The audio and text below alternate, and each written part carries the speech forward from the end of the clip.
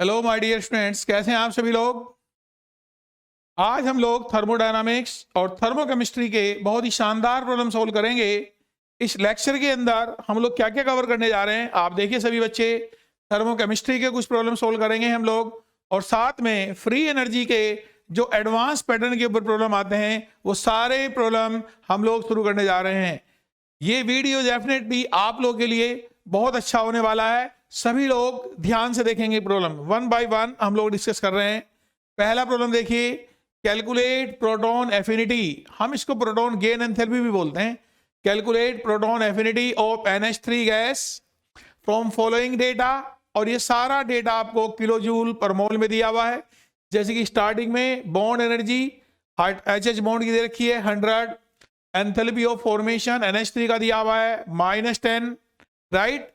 इसके अलावा lattice energy of NH4Cl that is -160, ionization energy of hydrogen 310, electron affinity of chlorine that is 80, bond energy of Cl bond Cl and this value is 30, और साथ में हमें दिया हुआ है enthalpy of formation of NH4Cl।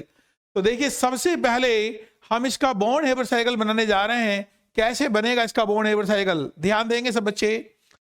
Bond Haber cycle सभी बच्चों को बनाना आता है। बहुत सिंपल तरीका होता है इसको बनाने का। जैसे कि आप देखिए यहां पर शुरू में लिख लेंगे NH4Cl सॉलिड, क्लियर। अब NH4Cl में कौन कौन से आयन्स हैं, NH4 पॉजिटिव और Cl माइनस, राइट। तो सबसे पहले तो इसके जो कॉन्स्टिट्यूएंट एलिमेंट हैं जो अपनी रेफरेंस स्टेट के ऊपर प्रेजेंट हैं वो ले लेते हैं। नाइट्रोजन है तो इसको लिख देंगे 1/2 N2 गैसियस फेज, राइट। साथ में हाइड्रोजन है, इसको लिख देंगे 2H2 गैसियस फेज, और chlorine 1/Cl2 gaseous phase, clear. तो यहां से अब हम लोग बात करने जा रहे हैं according to the data given. जो हमें इसमें डेटा गिवन है उसके अकॉर्डिंगली हमें एडजस्टमेंट करना होता है। जैसा कि हमें दिया हुआ है enthalpy of formation of NH3, तो हमें NH3 का फॉर्मेशन लिखना होगा। NH3 का फॉर्मेशन कैसे आएगा, 12N2 + 3/2 H2। तो यहां पर ये 2H2 लिखा हुआ है, इस 2H2 को लिख लेते हैं हम लोग अलग से। क्या लिख लेंगे, देखो ध्यान देंगे, ये आ जाएगा आपके पास 3/2 H2 gaseous phase plus 12 H2 gaseous phase, ऐसा लिखा जा सकता है। इस लिखने में कोई दिक्कत नहीं है, राइट। अब हम लोग 12N2 और 3/H2 इन दोनों को कंबाइन करते हैं। तो देखिए जैसे ही हम इन दोनों को कंबाइन करते हैं तो हमारे पास ये क्या मिलेगा, NH3। ये मिलेगा NH3 गैस, ये लिखिए आप सब बच्चे, this is NH3 gas, right. अब हमें, चूंकि आप जानते हैं NH4Cl में दो टाइप के आयन्स प्रेजेंट हैं, कौन कौन से, NH4 पॉजिटिव और Cl माइनस। अब हमारा टारगेट है NH4 पॉजिटिव और Cl माइनस का फॉर्मेशन कैसे करेंगे। देखिए यहां पर आप लोग बेसिकली इसके अंदर 12H2 इसको आप कन्वर्ट कर लीजिएगा H गैसियस फेज में, राइट। फिर ये H गैसियस फेज कन्वर्ट होगा H पॉजिटिव गैसियस फेज में। अब यहां पर NH3 और H गैसियस फेज ये दोनों कन्वर्ट हो जाएंगे NH4 गैसियस फेज में, क्लियर हुआ। ये तरीका है NH4 पॉजिटिव बनने का। अब देखिए आप Cl माइनस कैसे बनेगा, यहां पर जो Cl माइनस है ये कन्वर्ट हो जाएगा Cl गैसियस फेज में, राइट। और Cl गैसियस फेज को कन्वर्ट कर लेते हैं Cl माइनस गैसियस फेज। अब ये Cl माइनस और NH4 पॉजिटिव हैं, इन दोनों को कंबाइन करते हैं, और इनको कंबाइन करने के बाद हम लोग पहुंच जाएंगे NH4Cl में। तो आपने देखा होगा ये NH4Cl का ये होगा बॉन्ड हेबर साइकिल। एक बार मैं फिर से सब बच्चों को एक्सप्लेन कर देता हूं कैसे बना ये बॉन्ड हेबर साइकिल। सबसे पहले NH4Cl का फॉर्मेशन कैसे होगा, 12N2 + 2H2 + 12Cl2, क्लियर। अब हमें प्रॉब्लम में NH3 का फॉर्मेशन दिया हुआ है। अब NH3 का फॉर्मेशन कैसे होगा, 12N2 + 3/2 H2। तो 2H2 को मैंने लिख दिया 3/H2 + 1/2 H2। इसमें कोई प्रॉब्लम ही नहीं है। अब देखिए यहाँ पर हाफ N2 और 3/H2 ये आपस में फॉर्म होंगे और इससे मिल जाएगा NH3 गैसियस फेज। क्लियर। अब हमें ये पता होना चाहिए कि हमारा जो मेन कंपाउंड है, इस कंपाउंड के अंदर आयोन्स कौन कौन से हैं। आप जानते हैं NH4Cl में NH4 पॉजिटिव प्रेजेंट है और साथ साथ Cl माइनस प्रेजेंट है। अब हमारा टारगेट है NH4 पॉजिटिव का बनना। NH4 पॉजिटिव कैसे बनेगा? Definitely it required one proton. अब प्रोटॉन कैसे फॉर्म होगा? Half H2 convert into gaseous phase and this hydrogen convert into H positive gaseous phase. यहां से NH3 गैस और H पॉजिटिव ये आपस में कंबाइन होकर बनाएंगे NH4 पॉजिटिव गैसियस फेज। इधर हाफ Cl2 कन्वर्ट होगा Cl गैसियस फेज में और Cl कन्वर्ट हो जाएगा Cl माइनस में, और फिर NH4 पॉजिटिव और Cl माइनस ये दोनों फॉर्म कर देंगे NH4Cl। तो देखिए मुझे पूरी उम्मीद है आप सारे बच्चों को ये अच्छे समझ में आया होगा NH4Cl का बॉन्ड हेबर साइकिल कैसे बना है। राइट। अब चलिए इसमें जो है हम 1 बाय 1 करके 1 बाय 1 करते हैं और यहां पर इसको वैल्यूज लिखते हैं। राइट। सबसे पहले NH3 का फॉर्मेशन कितनी वैल्यू दे रखी है? -10। तो यहां पर आप सारे बच्चे वैल्यू लिख दीजिएगा -10। क्लियर। इसके बाद देखिए हाइड्रोजन हाफ H2, हाइड्रोजन की बॉन्ड एनर्जी दे रखी है, कितनी दी हुई है? 100। तो इसको लिख देंगे +1/2 into 100। दिस इज, ये आप देखेंगे this is the bond energy of hydrogen. Right. इसके बाद आगे देखेंगे H से जब H पॉजिटिव बनेगा कौन सी एनर्जी की जरूरत है? Ionization energy. और आयोनाइजेशन एनर्जी कितनी दे रखी है हमें? इसका 310। तो ये वाली वैल्यू आ गई +310। क्लियर। अब यहां पे देखिए हमारे पास Cl बॉन्ड Cl कितना एनर्जी दे रखी है इसकी? Cl बॉन्ड Cl दिया हुआ है 30। तो आप इसको लिख देंगे 1/2 into 30। ये Cl बॉन्ड की एनर्जी है। इलेक्ट्रॉन एफिनिटी, इलेक्ट्रॉन एफिनिटी कितना दिया हुआ आपको? 80। तो यहां पे लिख देंगे चूंकि एनर्जी रिलीज हो रही है इसलिए क्या लिख देंगे इसको? -80 बिकॉज दिस एनर्जी रिलीज। आगे हम लोग बात करेंगे इसके अंदर। देखो ध्यान दीजिए यहां पर NH4 पॉजिटिव और Cl माइनस जब दोनों को कंबाइन किया जाएगा तो यहां से बनेगा NH4Cl। तो कौन सी एनर्जी इन्वॉल्व होगी? Lattice energy. तो देखिए यहां पर लैटिस एनर्जी में कितना दिया हुआ है इसके अंदर? आप देख सकते हैं -160। यहां पर देखिए लैटिस का फॉर्मेशन हो रहा है। जब भी लैटिस का फॉर्मेशन होगा डेफिनेटली एनर्जी विल रिलीज और ये एनर्जी होगी -160। इतनी बात सब बच्चों को समझ में आ रही है। और NH4Cl के फॉर्मेशन में जो एनर्जी इन्वॉल्व है दैट इज -75। यहां पर एक बात देखी होगी आपने, जब NH3 और H पॉजिटिव कंबाइन होंगे यहां पर भी एक एंथैल्पी इन्वॉल्व होगी जिसको बोलते हैं प्रोटॉन गेन एंथैल्पी और प्रोटॉन एफिनिटी। तो इसको मैं लिख देता हूं ΔH प्रोटॉन एफिनिटी और प्रोटॉन गेन एंथैल्पी। इतनी बात सब बच्चों को याद रहेगी। तो यहां पे लिख लीजिए इसको this is ΔH proton affinity. Okay. तो यहां पर हम लोग आगे बात करेंगे इसके अंदर सारी वैल्यूज को एडजस्टमेंट कर लेते हैं। देखो बहुत आसान है। ये होएगा आपके पास, देखो ध्यान देंगे -75 equal to, right, -75 equal to -10। यहां पर ये वैल्यू आएगी -10। फिर ये वाली value +ΔH proton affinity. Right. फिर इधर से वैल्यू देखिए यहां पर ये वैल्यू आएगी आपके पास 1/2 प्लस 1/2 इंटू 100। फिर ये वैल्यू आएगी +310 प्लस 310। और फिर क्लोरीन के लिए वैल्यू आएगी 1/2 इंटू 30 प्लस 1/2 इंटू 30। क्लियर। अब यहां पर देखिए आप लोग क्लोरीन जब Cl माइनस में कन्वर्ट होगा यहां से एनर्जी रिलीज हो रही है एंड दिस वैल्यू इज -80।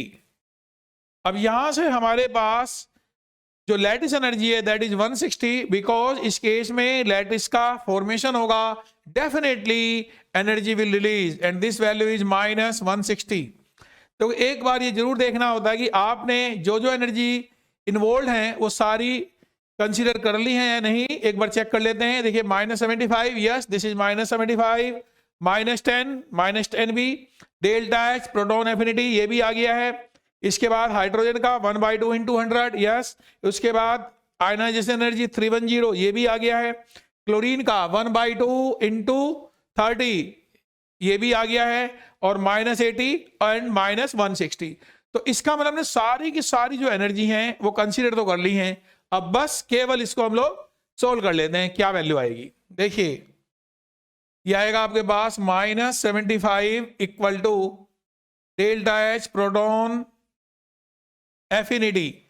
तो प्लस वाली एक साथ लिख लेते हैं, माइनस वाली एक साथ लिख लेते हैं। देखिए ये वाली वैल्यू कितनी आ गई, दिस इज 50, इसमें कोई दिक्कत। ये वाली वैल्यू कितनी आ गई, 15। तो हमारे पास जो प्लस में वैल्यूज हैं 50 और 15 हैं, तो +50 +15 ये दो वैल्यूज आ गई, क्लियर। उसके बाद देखिए जो माइनस वाली वैल्यू है, अच्छा साथ में 310 और हमारे पास प्लस में है, +310 भी प्लस वाली वैल्यू लिख लीजिएगा, राइट। इसके बाद आप देखिए ध्यान से माइनस वाली जो वैल्यूज हैं, एक तो -10 है, -10, दूसरी कौन सी है -80 और -160। तो बेसिकली एक बार चेक कर लीजिए आपने सारी वैल्यू कंसीडर कर ली कि नहीं।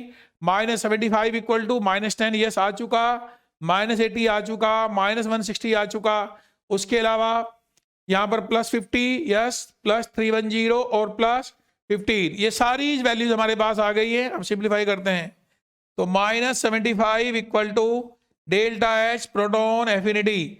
तो प्लस वाली वैल्यू कितनी हो गई आप चेक कर लीजिए, 360 + 15 375, ये प्लस का 375 आ गया, +375 इसको लिख लेते हैं, दिस इज +375। और ये माइनस का कितना आया है 240 -250 ये वाली वैल्यूज आ गई हैं। तो आप यहां से लिख सकते हैं delta H proton affinity equal to, तो यहां से वैल्यू आ गई -75 -375 और प्लस का 250, क्लियर। ये वाली वैल्यू कितनी आ गई 4, देखो ध्यान दी सब बच्चे, 75 और 375 450, ये वाली वैल्यू आ रही है -450 प्लस 250 और सिंप्लीफाई करके आ गई वैल्यू -200 किलो कैलोरीज। तो अब बताएं सही बच्चों को ये बात समझ में आई कि नहीं। तो एक बहुत अच्छा प्रॉब्लम है ये वाला, जनरली ऐसे प्रॉब्लम आपको जेई एडवांस में मिलेंगे देखने को, राइट। तो हमने बहुत सिंपल तरीके से इस प्रॉब्लम को सोल्व किया है by using Born Haber cycle. तो एक बार सारे बच्चे इस प्रॉब्लम को देख लिए, कोई डाउट हो तो बताएंगे। चलिए अब हम लोग आगे बढ़ते हैं नेक्स्ट प्रॉब्लम की ओर। अगला प्रॉब्लम है, एक बार पढ़िए इसको। When 12 grams of carbon reacted with oxygen to form CO and CO2 at 25 degrees centigrade and constant pressure 80 kilocalorie of heat was liberated, no carbon was remain। इसका मतलब जो कार्बन है, देखो सब बच्चे ध्यान देंगे, इसका मतलब जो कार्बन है वो पूरा का पूरा रिएक्ट कर रहा है, right. Calculate the mass of oxygen, mass of oxygen which reacted, कितना मास ऑक्सीजन का रिएक्ट करेगा। तो बहुत सिंपल है, सबसे पहले मोल ऑफ कार्बन कैलकुलेट कर लेते हैं। कार्बन के मोल कितने हैं, तो यहां से आएगा आपके पास मोल ऑफ कार्बन, कैसे आएगा ये, मास ऑफ कार्बन डिवाइडेड बाय इसका ग्राम एटॉमिक मास। कितना ग्राम एटॉमिक मास है इसका 12। तो यहां से एन ऑफ कार्बन की वैल्यू मेरे पास आ चुकी है 1। अब हम ऐसा एज्यूम करेंगे कार्बन के जो रिएक्शंस हैं, जैसे कि CO बन रहा है और साथ में CO2 भी बन रहा है, तो दोनों रिएक्शन एक बार लिख लेते हैं। देखिएगा C + ½ O2 convert into CO, right. और दूसरा रिएक्शन है C + O2 convert into CO2। अब हमें इन दोनों रिएक्शन में एनर्जी दे रखी है, कितना कितना एनर्जी इसके अंदर रिलीज हो रही है, उसके अकॉर्डिंगली वैल्यूज आएंगी। यहां से देखिए सपोज कार्बन के x मोल रिएक्ट करते हैं जो कि CO फॉर्म करते हैं, तो यहां से x मोल आ जाएंगे और यहां से कितने मोल आएंगे इसके 1 - x। यानी हमारे पास CO के जो मोल बनेंगे, CO के मोल कितने फॉर्म होंगे 1 से 1, तो x से x मोल ही फॉर्म होंगे। वैसे ही जब CO2 में कन्वर्ट होगा, इसमें भी 1 से 1 मोल ही बन रहा है, तो डेफिनेटली यहां पर CO2 के मोल कितने होंगे? 1 - x। ये बात सब बच्चों को समझ में आती है।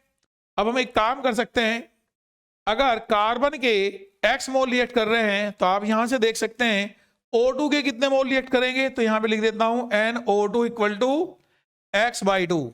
इसमें कोई दिक्कत नहीं है। वैसे ही वहां पर NO2 कैलकुलेट कर सकते हैं, NO2 = 1 - x, राइट। तो अब हमारे पास जो दिया हुआ है, जो टोटल एनर्जी रिलीज हो रही है, देखो देखिए सब बच्चे, total energy release 80 kilo calories, यानी 80 किलो कैलोरीज जो रिलीज हो रही है, इसमें कुछ पार्ट आएगा CO वाले पार्ट से। तो CO का एंथैल्पी ऑफ फॉर्मेशन दे रखा है कितना? 24, यानी 1 मोल अगर CO फॉर्म होगा तो कितनी एनर्जी रिलीज होगी? 24 किलो कैलोरीज। अगर x मोल बनेंगे तो 24 × x हो जाएगा। This value is 24 × x। कितना क्लियर हुआ? आगे देखिए यहाँ पर CO वाले केस में ऑक्सीजन में कितनी हो रही है? 90। CO2 में कितनी हो रही है? 96, 1 मोल से। तो 1 - x से कितनी? 1 - x × 96। ये टोटल एनर्जी रिलीज हुई है। चलिए अब इसको सोल्व करके पहले x की वैल्यू कैलकुलेट करते हैं। तो यहां से आपके पास आएगा 80 = 24x + 96 - 96x। इसमें कोई दिक्कत वाली बात नहीं है। यहां से देखिए, यहां से इसको सिंप्लीफाई करते हैं तो ये आ जाएगा आपके पास 24x - 96 72। तो ये वैल्यू आ गई आपके पास 96 - 72x। इतनी बात से बच्चों को समझ में आ रही है? आप देख सकते हैं कितना आ गया मेरे पास? 72x। अब ये आ जाएगा आपके पास 72x = 96 - 80। 96 - 80 कितना हो गया? 16। This value is 16। तो यहां से हमारे पास x की वैल्यू आ जा रही है, x = 16/72। ये बात सब बच्चों को समझ में आती है? 16/72। ये मेरे पास x की वैल्यू आ गई। अब आप देख सकते हैं टोटल O2 हमसे जो पूछा जा रहा है, calculate the mass of oxygen reacted, यानी हमें O2 का मास कैलकुलेट करना है। और वो कैसे आएगा? पहले मोल निकाल लेते हैं। NO2 रिएक्टेड = पहले कितने मोल रिएक्ट हुए? x/2। तो यहां से आ जाएगा आपके पास 16/2 × 72, राइट। प्लस उसके बाद कितने मोल रिएक्ट हुए? 1 - x। तो यहां से आपके पास वैल्यू कितनी आ गई? 1 - इसको x के फॉर्म में सिंप्लीफाई कर लेते हैं एक बार टोटल, फिर x की वैल्यू रख देंगे, राइट। तो यहां से जाएगा आपके पास NO2 रिएक्टेड = कितने मोल CO में? x/2। CO2 में कितने? 1 - x। इतना पॉइंट क्लियर हुआ? तो यहां से टोटल मोल जो आ रहे हैं मेरे पास, वो कितने आ रहे हैं? देखिए, दिस इज 1 - x, और ये वैल्यू आ गई कितनी? ये वैल्यू आ जा रही है आपके पास = 1 - x/2। ये मेरे पास टोटल मोल आ गए ऑक्सीजन के जो रिएक्ट हुए हैं। तो यहां से हम कैलकुलेट कर सकते हैं NO2 1 - राइट, x की वैल्यू कितनी? 16/72। 16 / 72। यहां से मेरे पास NO2 कितना आ गया? This is 56 / 72। Clear? 56 / 72। This is the mole of O2 reacted. Clear? अब हम कैलकुलेट कर सकते हैं मास ऑफ O2 रिएक्टेड। कितना मास O2 का रिएक्ट हुआ? 56/72 × 32। इसको आप लोग सोल्व कर सकते हैं। क्लियर? तो ये मास आ गया O2 का ग्राम में, जो कि रिएक्ट हुआ है। ये मुझे लगता है कि सभी बच्चों को समझ में आया होगा। क्लियर? एक बार मैं फिर से ये पूरा प्रॉब्लम आप सभी बच्चों के लिए एक्सप्लेन करता हूं। देखो, प्रॉब्लम दिया हुआ है, when 12 gram of carbon reacted with oxygen to form CO and CO2 at 25 degree centigrade at constant pressure, 80 kilocalorie of heat was liberated and no carbon remain. Calculate the mass of oxygen which reacted. तो in this case we have to calculate the mass of O2 reacted, right. तो सबसे पहले हम mole of carbon find out करेंगे। कितने mole आएंगे carbon के? Mass of carbon divided by GAM, यानी 12/12, दिस इज 1। अब यहां पर ये जो 1 मोल है कार्बन की, जैसा कि प्रॉब्लम में बोला गया है कि टोटल कार्बन कंज्यूम हो चुका है, तो कुछ कार्बन कन्वर्ट हुआ CO में, कुछ कार्बन कन्वर्ट हुआ CO2 में। तो यहां पर देखिएगा, सपोज X मोल हमने किसके लिए में? कार्बन के, जो कि CO में कन्वर्ट हुए। तो बचे हुए मोल किसके होंगे? कार्बन के, जो कि CO2 में कन्वर्ट हुए, दैट इज 1 - X। अब यहां से आप देख सकते हैं इस केस के अंदर हमारे पास कितना मोल CO का फॉर्म हुआ, दैट इज X। वैसे कितना मोल O2 का फॉर्म हुआ, and this value is 1 - X। यहां से आप देख सकते हैं CO का जब फॉर्मेशन हो रहा था उस समय O2 के कितने मोल कंज्यूम हुए? X/2। लेकिन जब CO2 फॉर्म हुआ तब O2 के कितने मोल कंज्यूम हुए? 1 - X। अब जैसा कि प्रॉब्लम में दिया गया है कि टोटल हीट जो रिलीज हो रही है वो कितनी है? 80, राइट। ये टोटल हीट रिलीज हो रही है, यानी 80 हीट रिलीज होने में कुछ हीट रिलीज होगी जब CO का फॉर्मेशन हुआ होगा, कुछ हीट रिलीज होगी जब CO2 का फॉर्मेशन हुआ होगा। CO का अगर 1 मोल का फॉर्मेशन होता है तो 24 एनर्जी रिलीज होती है, लेकिन जब इसका X मोल फॉर्म होगा तो कितनी एनर्जी रिलीज होगी? 24 × X। वैसे ही CO का, देखो ध्यान देंगे, वैसे ही CO2 का जब 1 मोल फॉर्म होगा उस समय कितनी एनर्जी रिलीज होगी? 96। क्लियर? लेकिन हम लोग बोलेंगे जब इसके 1 - X मोल बनेंगे तब कितनी एनर्जी रिलीज होगी? 1 - X × 96।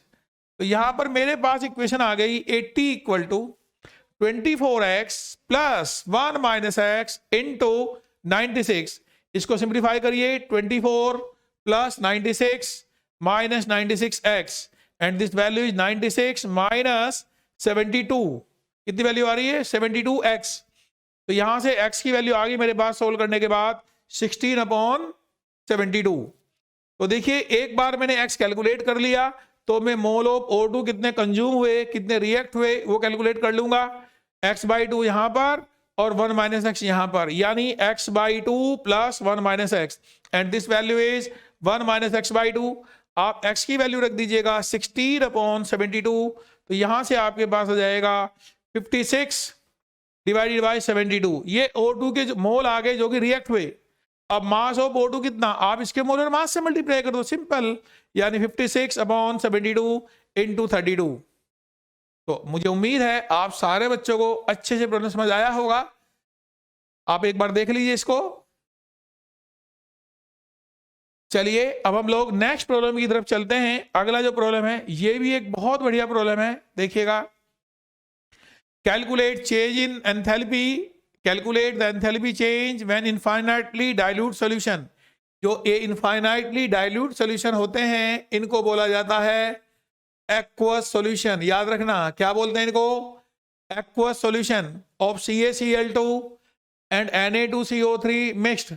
Enthalpy of formation of Ca+2 CO3 -2 CaCO3। ये वैल्यू दी गई है -30 -160 -285 किलो कैलोरीज पर मोल, राइट। अब हमें देखो ध्यान दीजिएगा, जब ये सॉल्यूशन मिक्स होंगे तो यहां पर क्या होगा? यहां पर बेसिकली प्रेसिपिटेट बनते हैं। किसके प्रेसिपिटेट बनते हैं? ये बनते हैं CaCO3 के प्रेसिपिटेट। यानी आप देख सकते हैं Ca+2 प्लस CO3 -2। ये Ca+2 कहां से आया? CaCl2 से। मैं अलग से भी रिएक्शन लिख देता हूं, आपको फिर मेन रिएक्शन समझ में आ जाएगी। लिखिए आप लोग, इन्होंने में जो दिया हुआ है CaCl2 aqueous plus Na2CO3 aqueous, Na2CO3 aqueous, ये कन्वर्ट हो जाएगा किसमें? 2NaCl aqueous, 2NaCl aqueous plus CaCO3 solid. तो यहां पर आप देखेंगे 2Na पॉजिटिव इधर, 2Na पॉजिटिव इधर, तो सॉल्यूशन में प्रेजेंट है, कैंसिल हो गए। वैसे ही दो Cl- इधर, 2 Cl- इधर, वो भी कैंसिल हो गए। तो इसका हमारे पास नेट रिएक्शन हम लिख सकते हैं Ca+2 aqueous plus CO3 -2 aqueous convert into CaCO3 solid. CaCO3 solid ये प्रेसिपिटेट बने। यहां पर जो एंथैल्पी चेंज इन्वॉल्व होता है, this enthalpy change is known as enthalpy of precipitation.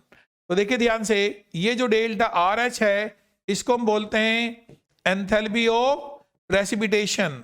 ध्यान रखना सब बच्चे, this is enthalpy of precipitation and this value equal to, देखिए ध्यान से इसमें, enthalpy of formation of product minus reactant, यानी enthalpy of formation of CaCO3 solid minus enthalpy of formation of Ca+2 aqueous minus enthalpy of formation of CO3-2 aqueous, right.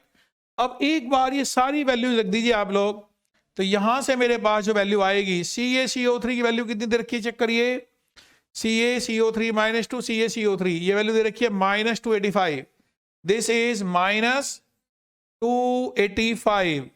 इसके अलावा हमें Ca+2 का जो वैल्यू दिया हुआ है, Ca+2 दिया हुआ है कितना, -130, माइनस प्लस 130, और साथ में ये हमें जो वैल्यू दिया हुआ है CO3-2 का, दिस इज -160, माइनस प्लस 160, और ये वैल्यू आ चुकी है -285 प्लस 290, और सिंप्लीफाई करके आ गया 5। तो ये वैल्यू आ गई मेरे पास 5 किलो कैलोरी पर मोल, 5 किलो कैलोरीज। अब बताइए सब बच्चों को याद रहेगा, यानी CaCO3 का जब प्रेसिपिटेशन होगा, आप बोल सकते हैं इसका एंथैल्पी ऑफ प्रेसिपिटेशन है 5 किलो कैलोरी पर मोल। तो सब बच्चे समझ गए होंगे। चलिए आगे बढ़ते हैं हम लोग। इसके बाद अगला प्रॉब्लम है, देखिए ध्यान से, the heat of solution of anhydrous CuSO4 is -16, यानी CuSO4 solid plus aqueous, it form CuSO4 aqueous, और ये वैल्यू दे रखी है प्लस का 16, because energy release in this case and that of CuSO4.5H2O, यानी आप देख सकते हैं CuSO4.5H2O solid plus aqueous convert into CuSO4 aqueous, और ये वैल्यू कितनी दे रखी है हमें, +3, तो यहां पर +3 रखिए इसको, this value is +3।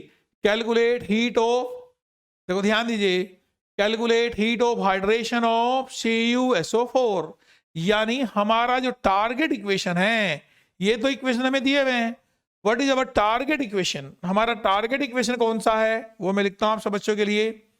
Target equation है CuSO4 solid plus 5H2O, right, 5H2O liquid convert into CuSO4.5H2O solid. This is our target equation. इस टारगेट इक्वेशन के अकॉर्डिंगली हमारे पास जो इक्वेशन है उनको हम लोग अकॉर्डिंगली एडजस्ट कर लेते हैं। जैसे पहला वाला इक्वेशन दिया हुआ है, देखिए ध्यान से, CuSO4 solid plus aqueous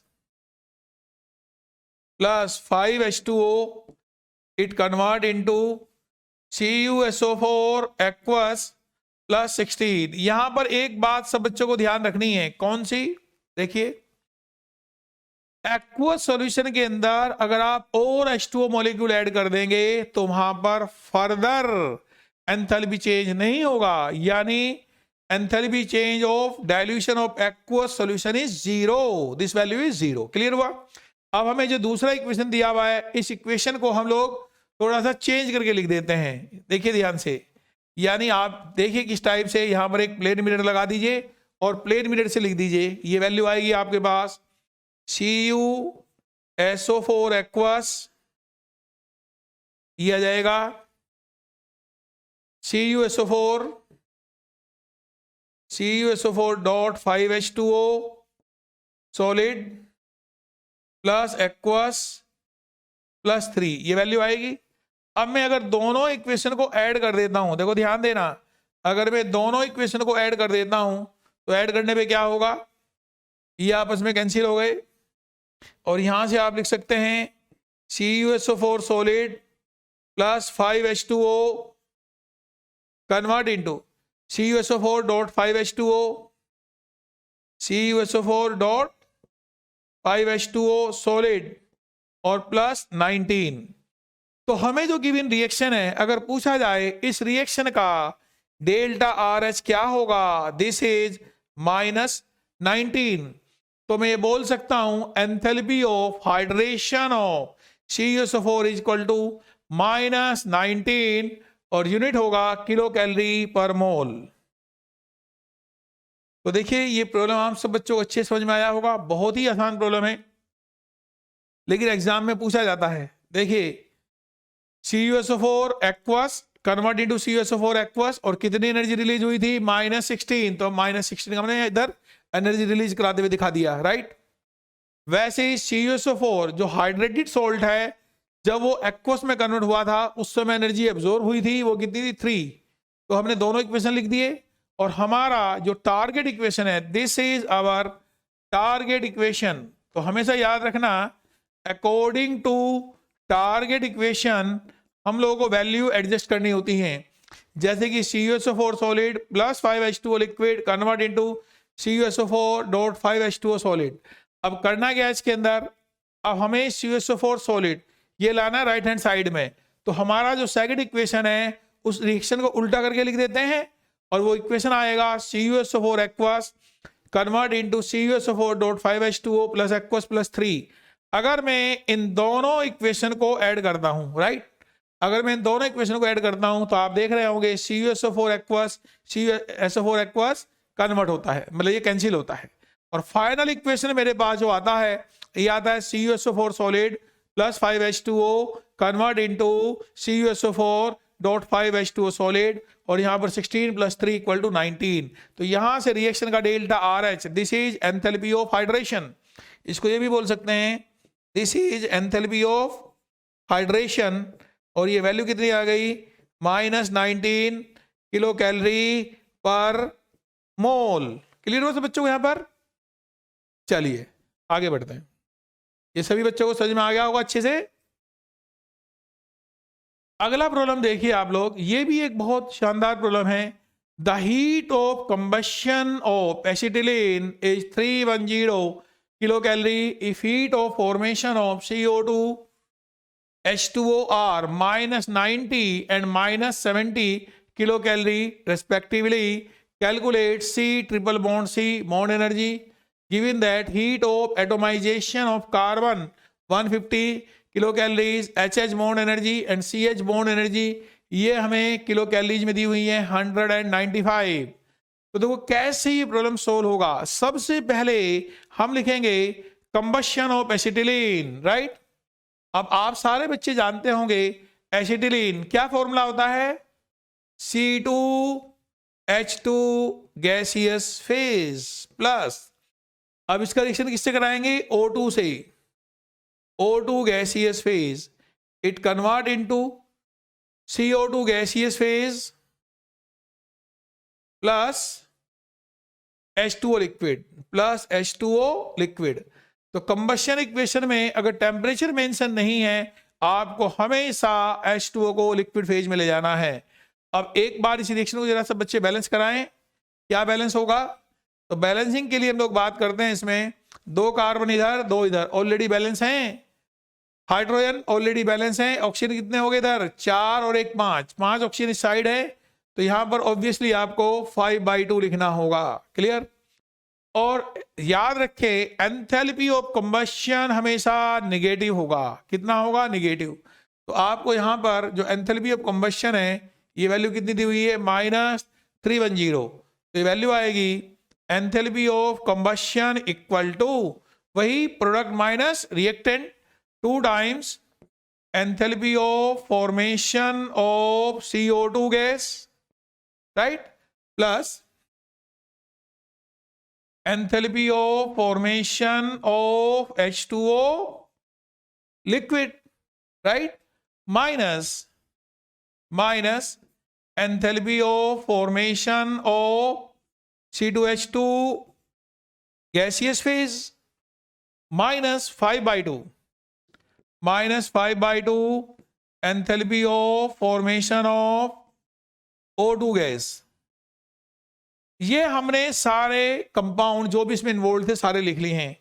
अब देखो आप सब बच्चे ध्यान देंगे, कहीं ना कहीं यहां पर देखिए, कहीं ना कहीं आप देखेंगे O2 गैस का कितना है 0, ये तो हम जानते हैं, ये आप सब बच्चों को पता होना चाहिए, दिस वैल्यू इज 0।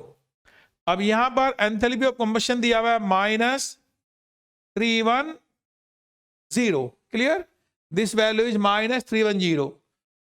तो एक बार मुझे enthalpy of formation of C2H2 निकालना है, राइट, और बाकी की वैल्यू जो दे रखी है उनको हम यूज करते हैं। Enthalpy of formation of CO2 दिया हुआ -90, 2 into -90 plus enthalpy of formation of H2 दिया हुआ है -70, ये वैल्यू रखिए -70 minus enthalpy of formation of C2H2 gaseous phase. Clear, चलिए एक बार कैलकुलेट कर लेते हैं। तो यहां से मेरे पास enthalpy of formation of C2H2 gaseous phase, ये वैल्यू आ कितनी रही है, देखिए बहुत आसान है, इसको इधर ले आए आप लोग और बाकी को इधर, ये वैल्यू होगी -180 -70 और ये प्लस हो जाएगा इधर, कितनी वैल्यू आ गई +310, क्लियर, और ये वैल्यू आ रही है मेरे पास +60, कितनी वैल्यू आ गई +60। एक बार सोल्व कर लीजिए सब बच्चे, देखिए यहां पर -180 और -70 कितना हो गया -250 और 310 इधर ले आए तो ये प्लस का हो गया था, तो यहां से आगे वैल्यू कितनी प्लस का 60। इतनी बात सब बच्चों को समझ में आती है, क्लियर। चलिए हम लोग आगे बढ़ते हैं, इसके अंदर ये वैल्यू +60 आ चुकी है, राइट। अब बात करेंगे enthalpy of formation of C2H2 की, कैसे इसका फॉर्मेशन हुआ होगा। तो एक काम करते हैं, इसके लिए बॉन्ड हेबर साइकिल बना लेते हैं। चलिए मैं बनाता हूं इसके लिए बॉन्ड हेबर साइकिल। आप देखिए क्या बॉन्ड हेबर साइकिल होगा, carbon graphite plus H2 gaseous phase convert into C2H2 gaseous phase, यही होगा ना इसका बॉन्ड हेबर साइकिल। देखो ये मैंने लिखा कार्बन गैस नहीं है, ये क्या है कार्बन ग्रेफाइट सॉलिड, यानी यहां पर हमें एक H2 की जरूरत है।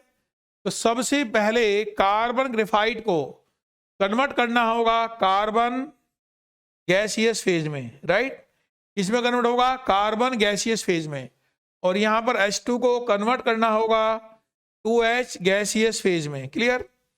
जब हम इन दोनों को कंबाइन करेंगे तो यहां पर आपके पास देखिएगा क्या बन जाएगा C2H2 गैसियस फेज।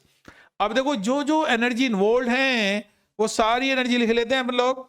देखिएगा C2H2 के फॉर्मेशन में कितनी एनर्जी है 60, तो यहां भी इसको +60 लिख लीजिए आप, कोई दिक्कत वाली बात नहीं है, ये देखिए +60। अब कार्बन ग्रेफाइट जब कार्बन गैसियस फेज में कन्वर्ट होगा, इसको सब्लिमेशन एनर्जी या इस केस में एंथैल्पी ऑफ एटोमाइजेशन भी बोलते हैं। कितना दिया हुआ है enthalpy of atomization of carbon, ये दिया हुआ है 150, दिस वैल्यू इज 150, राइट। और हाइड्रोजन की जो बॉन्ड एनर्जी है वो कितना दे रखा है आपको, देख सकते हैं आप लोग 100, यानी ये वाली वैल्यू कितनी आ गई +100। कोई डाउट इसके अंदर। अब जो C2H2 है, तो C2H2 में देखो कौन कौन से बॉन्ड हैं, देखो ध्यान दीजिए C2H2 में कौन कौन से बॉन्ड है। एक तो C ट्रिपल बॉन्ड C है, तो यहां पर चूंकि बॉन्ड फॉर्म हो रहा है तो -C ट्रिपल बॉन्ड C आएगा। और कितने CH बॉन्ड है, 2 CH बॉन्ड है, ये 2 CH बॉन्ड फॉर्म हो रहे हैं, राइट। तो -2 CH बॉन्ड, CH बॉन्ड की एनर्जी कितनी दे रखी है हमें, ये वैल्यू दे रखी है कितनी 95, तो यहां से वैल्यू 95 रख दीजिएगा, दिस इज 95, क्लियर। अब इसको भी सिंप्लीफाई करते हैं, देखो बॉन्ड हेबर साइकिल तैयार हो गया हमारा, तो ये वाली वैल्यू आएगी, यहां पे मैं लाइन ड्रॉ कर देता हूं आप लोगों के लिए, देखिए क्लियर, तो इससे क्लियर हो जाएगा। ये वैल्यू कितनी है 60 इक्वल टू 150, ये 150 कैसी वैल्यू आएगी प्लस, क्योंकि यहां पे एनर्जी देनी पड़ेगी, यहां भी एनर्जी देनी पड़ेगी प्लस 100 और माइनस, देखो मल्टीप्लाई करेंगे तो माइनस कितना आएगा 190 आएगा। ये इतनी बात समझ में आ रही है, क्योंकि बॉन्ड फॉर्म हो रहा था minus C triple bond C। इसको सिंप्लीफाई कर लेते हैं तो यहां से आपके पास C ट्रिपल बॉन्ड C की वैल्यू आने वाली है, ये मैं से लिख देता हूं इक्वल टू, देखो 150 कितना हो गया 250, दिस इज 250, इतना पॉइंट क्लियर हुआ 150 प्लस 100 और यहां पर ये वाली वैल्यू आ रही कितनी 190 प्लस 60 माइनस 250 आ रही है। तो यहां पर देखो कहीं ना कहीं डेटा के अंदर आपको कुछ एडजस्टमेंट करना पड़ेगा, क्लियर, क्योंकि C ट्रिपल बॉन्ड C 0 तो आ नहीं सकता। एक्चुअल में जो हीट ऑफ कंबशन है ना, जो 310 लिखा हुआ है, बिकॉज ये एनर्जी क्या होती है हमेशा रिलीज होती है, तो डेफिनेटली ये तो माइनस में आएगा ही आएगा, इसमें कोई दिक्कत वाली बात नहीं है, ठीक है। इसके बाद आप देख सकते हैं CO2 का जो फॉर्मेशन है वो कितना दिया हुआ है भाई, CO2 का फॉर्मेशन -90, ये आएगा ही आएगा। H2 का कितना दिया हुआ है -70, ये भी सही है। Minus enthalpy of formation of C2H2, ये भी सही है। इसको सिंप्लीफाई करने के बाद एंथैल्पी ऑफ फॉर्मेशन ये आ गया मेरे पास 60, क्लियर हुआ। अब यहां पर जो डेटा दिया हुआ है ये डेटा में ही एडजस्टमेंट किया जा सकता है, तभी वैल्यूज आएंगी। तो यहां पर एक काम करिए आप सब बच्चे, देखिए ध्यान से, यहां पर ये जो वैल्यूज है इस वैल्यू को रख लेते हैं, क्या वैल्यू आएगी ये, इस वैल्यू को रखिए आप से 90, क्या वैल्यू को रखा 90। अगर हम यहां पे इसको 90 रखते हैं तो यहां पर देखिए वैल्यू कितनी आएगी, देखिए ये वैल्यू आएगी आपके पास -2 × 90, ये वैल्यू आएगी आपके पास, ये मैं लिख देता हूं आप लोगों के लिए, -2 × 90। देखो मैथड सब बच्चों को समझ में आ रहा होगा बढ़िया से, क्लियर। तो ये 180 आ जाएगा, कितना आएगा ये 180, तो ये वैल्यू आ जाएगी -180, क्लियर। और minus C triple bond C इधर आ जाएगा, C triple bond C equal to, ये वैल्यू कितनी आ गई 250 माइनस 240 और ये वैल्यू आ गई कितनी 10, तो C ट्रिपल बॉन्ड C कितना आ गया 10।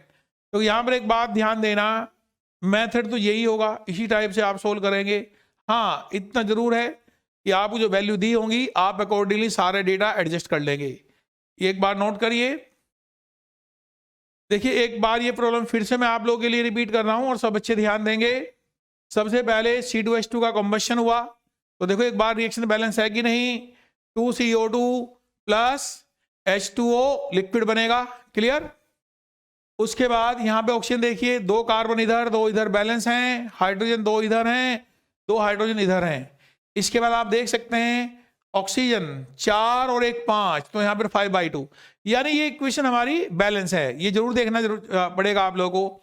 यहां से एंथैल्पी ऑफ कंबशन होगा 2 time enthalpy of formation of product minus reactant. देखो प्रोडक्ट में कौन कौन है, प्रोडक्ट में हमारे पास CO2 है, साथ में H2O लिक्विड है, माइनस रिएक्टेंट में कौन है एसिटिलीन है और O2 है, -5/2 O2, ये सब आ गए। हम जानते हैं enthalpy of formation of O2 gas कितना होता है 0, ये वाली वैल्यू हमने 0 रख दी, क्लियर। उसके बाद देखो ध्यान दीजिए यहां पर, अब ये वैल्यू है -310, 2 × -90, CO2 का कितना दिया हुआ है -90, क्लियर, प्लस H2O का कितना दिया हुआ है -70, वो भी लिख दिया -70, minus enthalpy of formation of C2H2, right, उसका ऑलरेडी 0 हो ही गया था। Enthalpy of formation of C2H2 को इधर ले आते हैं, तो ये वैल्यू आई कितनी, देखो ध्यान दीजिए, ये वैल्यू कितनी आ गई -180 -70 और 310 इधर ले आए, और सिंप्लीफाई करने के बाद मेरे पास ये वैल्यू आ गई -250 + 310 यानी कि 60 आ गई वैल्यू। क्लियर? यानी हम लोगों ने जो enthalpy of formation of C2H2 है वो कैलकुलेट कर लिया है, ये वैल्यू आ गई है +60। अब enthalpy of formation of C2H2 के लिए क्या इक्वेशन होगा? बहुत ही आसान, carbon graphite plus H2 gas convert into C2H2। अब इसका बॉन्ड हेबर साइकिल बनाते हैं। ये कार्बन ग्रेफाइट जब कन्वर्ट होगा कार्बन गैसियस एटम में, तो यहां पर जो एनर्जी इन्वॉल्व होगी दैट इज सब्लिमेशन एनर्जी, और इस केस में जो सब्लिमेशन एनर्जी है that is equal to enthalpy of atomization of carbon, और enthalpy of atomization of carbon हमें दिया हुआ है कितना? 150। Yes, this value is 150। अब यहां से H बॉन्ड H ब्रेक हुआ, 2H आया, और H बॉन्ड H में कितनी एनर्जी दे रखी है? 100। ये हमने 100 ले ली है। उसके बाद जब C2H2 का फॉर्मेशन हुआ, कौन कौन से बॉन्ड बने? C ट्रिपल बॉन्ड C बना, और साथ में 2 CH बॉन्ड फॉर्म हुए। एक CH बॉन्ड की जो एनर्जी है वो कितनी दे रखी है हमें? 90। तो यानी कि 2 - 2 × 90 ये एनर्जी रिलीज हो गई, और साथ में C triple bond C release हुआ।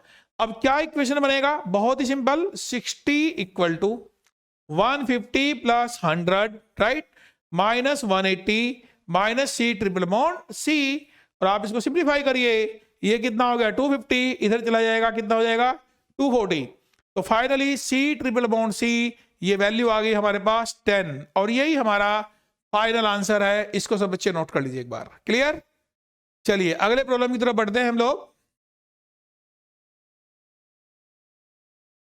देखो एक प्रॉब्लम ये वाला, ये तो भी आप देखेंगे एकदम बहुत बढ़िया प्रॉब्लम है अपने आप में। ये दिया हुआ है, find the bond enthalpy in kilojoule per mole of 3 centre 2 electron bond in B2S6 that is BHB bond, right, और इसका हमें डेटा दिया हुआ है। हमें यहां पर इन्होंने enthalpy of formation of BH3 दिया हुआ है। इस डेटा को यूज करते हुए हम एक बार BH बॉन्ड की एनर्जी कैलकुलेट कर लेते हैं। क्लियर? तो देखो ध्यान दीजिए, ये आएगा boron solid plus 3/2 H2 plus 3/2 H2 gaseous phase convert into BH3 gaseous phase. यहां तक सब बच्चे समझते हैं? बनाइए इसका बॉन्ड हेबर साइकिल। देखो बोरॉन, देखिए ध्यान से, बोरॉन सॉलिड से गैसियस फेज में आएगा, सॉलिड से गैसियस फेज में आएगा। इधर हाइड्रोजन ये भी गैसियस फेज में आएगा, 3H गैसियस फेज, ये बोरॉन गैसियस फेज और 3 हाइड्रोजन गैसियस फेज, ये दोनों आपस में कंबाइन होने के बाद बना देंगे BH3 गैसियस फेज। अब देखो ध्यान दीजिए, हमें चाहिए सब्लिमेशन एनर्जी कि बोरॉन सॉलिड से गैस में कन्वर्ट हो रहा है। देखो ये वैल्यू दे रखी है, एक बार चेक करिए। यस, हमें दिया हुआ है एंथैल्पी ऑफ एटोमाइजेशन। देखो इस केस के अंदर भी बोरॉन सॉलिड से जब बोरॉन गैस में कन्वर्ट होगा, this energy is enthalpy of atomisation, और ये वैल्यू हमें दिया हुआ, कितनी वैल्यू दे रखी है भाई एक बार चेक करिए। This value is 565। तो यहां पर ये जो एनर्जी इन्वॉल्व होगी ये कितनी है? 565, और ये प्लस ही होगी। और हमें enthalpy of formation of H gas दिया हुआ है। देखो ध्यान देना, बहुत सिंपल है। कितना दिया हुआ है? 218, राइट। तो एक के लिए कितना? 218, तो 3 इसमें फॉर्म हो रहा है, तो 3 के लिए कितना? 3 × 218, ये वैल्यू आ गई। क्लियर? इसके बाद हम लोग बात करेंगे यहां पर इसके फॉर्मेशन के लिए कितनी वैल्यू है? 100, ये वैल्यू 100 है। यहां पर 3BH बॉन्ड का फॉर्मेशन है, तो -3B बॉन्ड H, ये वैल्यू आएगी। क्लियर? अब हमारा टारगेट है B बॉन्ड H को कैलकुलेट करना। देखो ये वैल्यू है 100, this value is 100 equal to, plus दे रखा है, एक बार चेक कर लेना, यस प्लस ही है। तो ये आएगा आपके पास 565। क्लियर? ये आएगा प्लस का कितना? 654, प्लस का 654 minus 3BH bond, 3BH bond, तो इससे 3BH बॉन्ड की वैल्यू कितनी आ गई?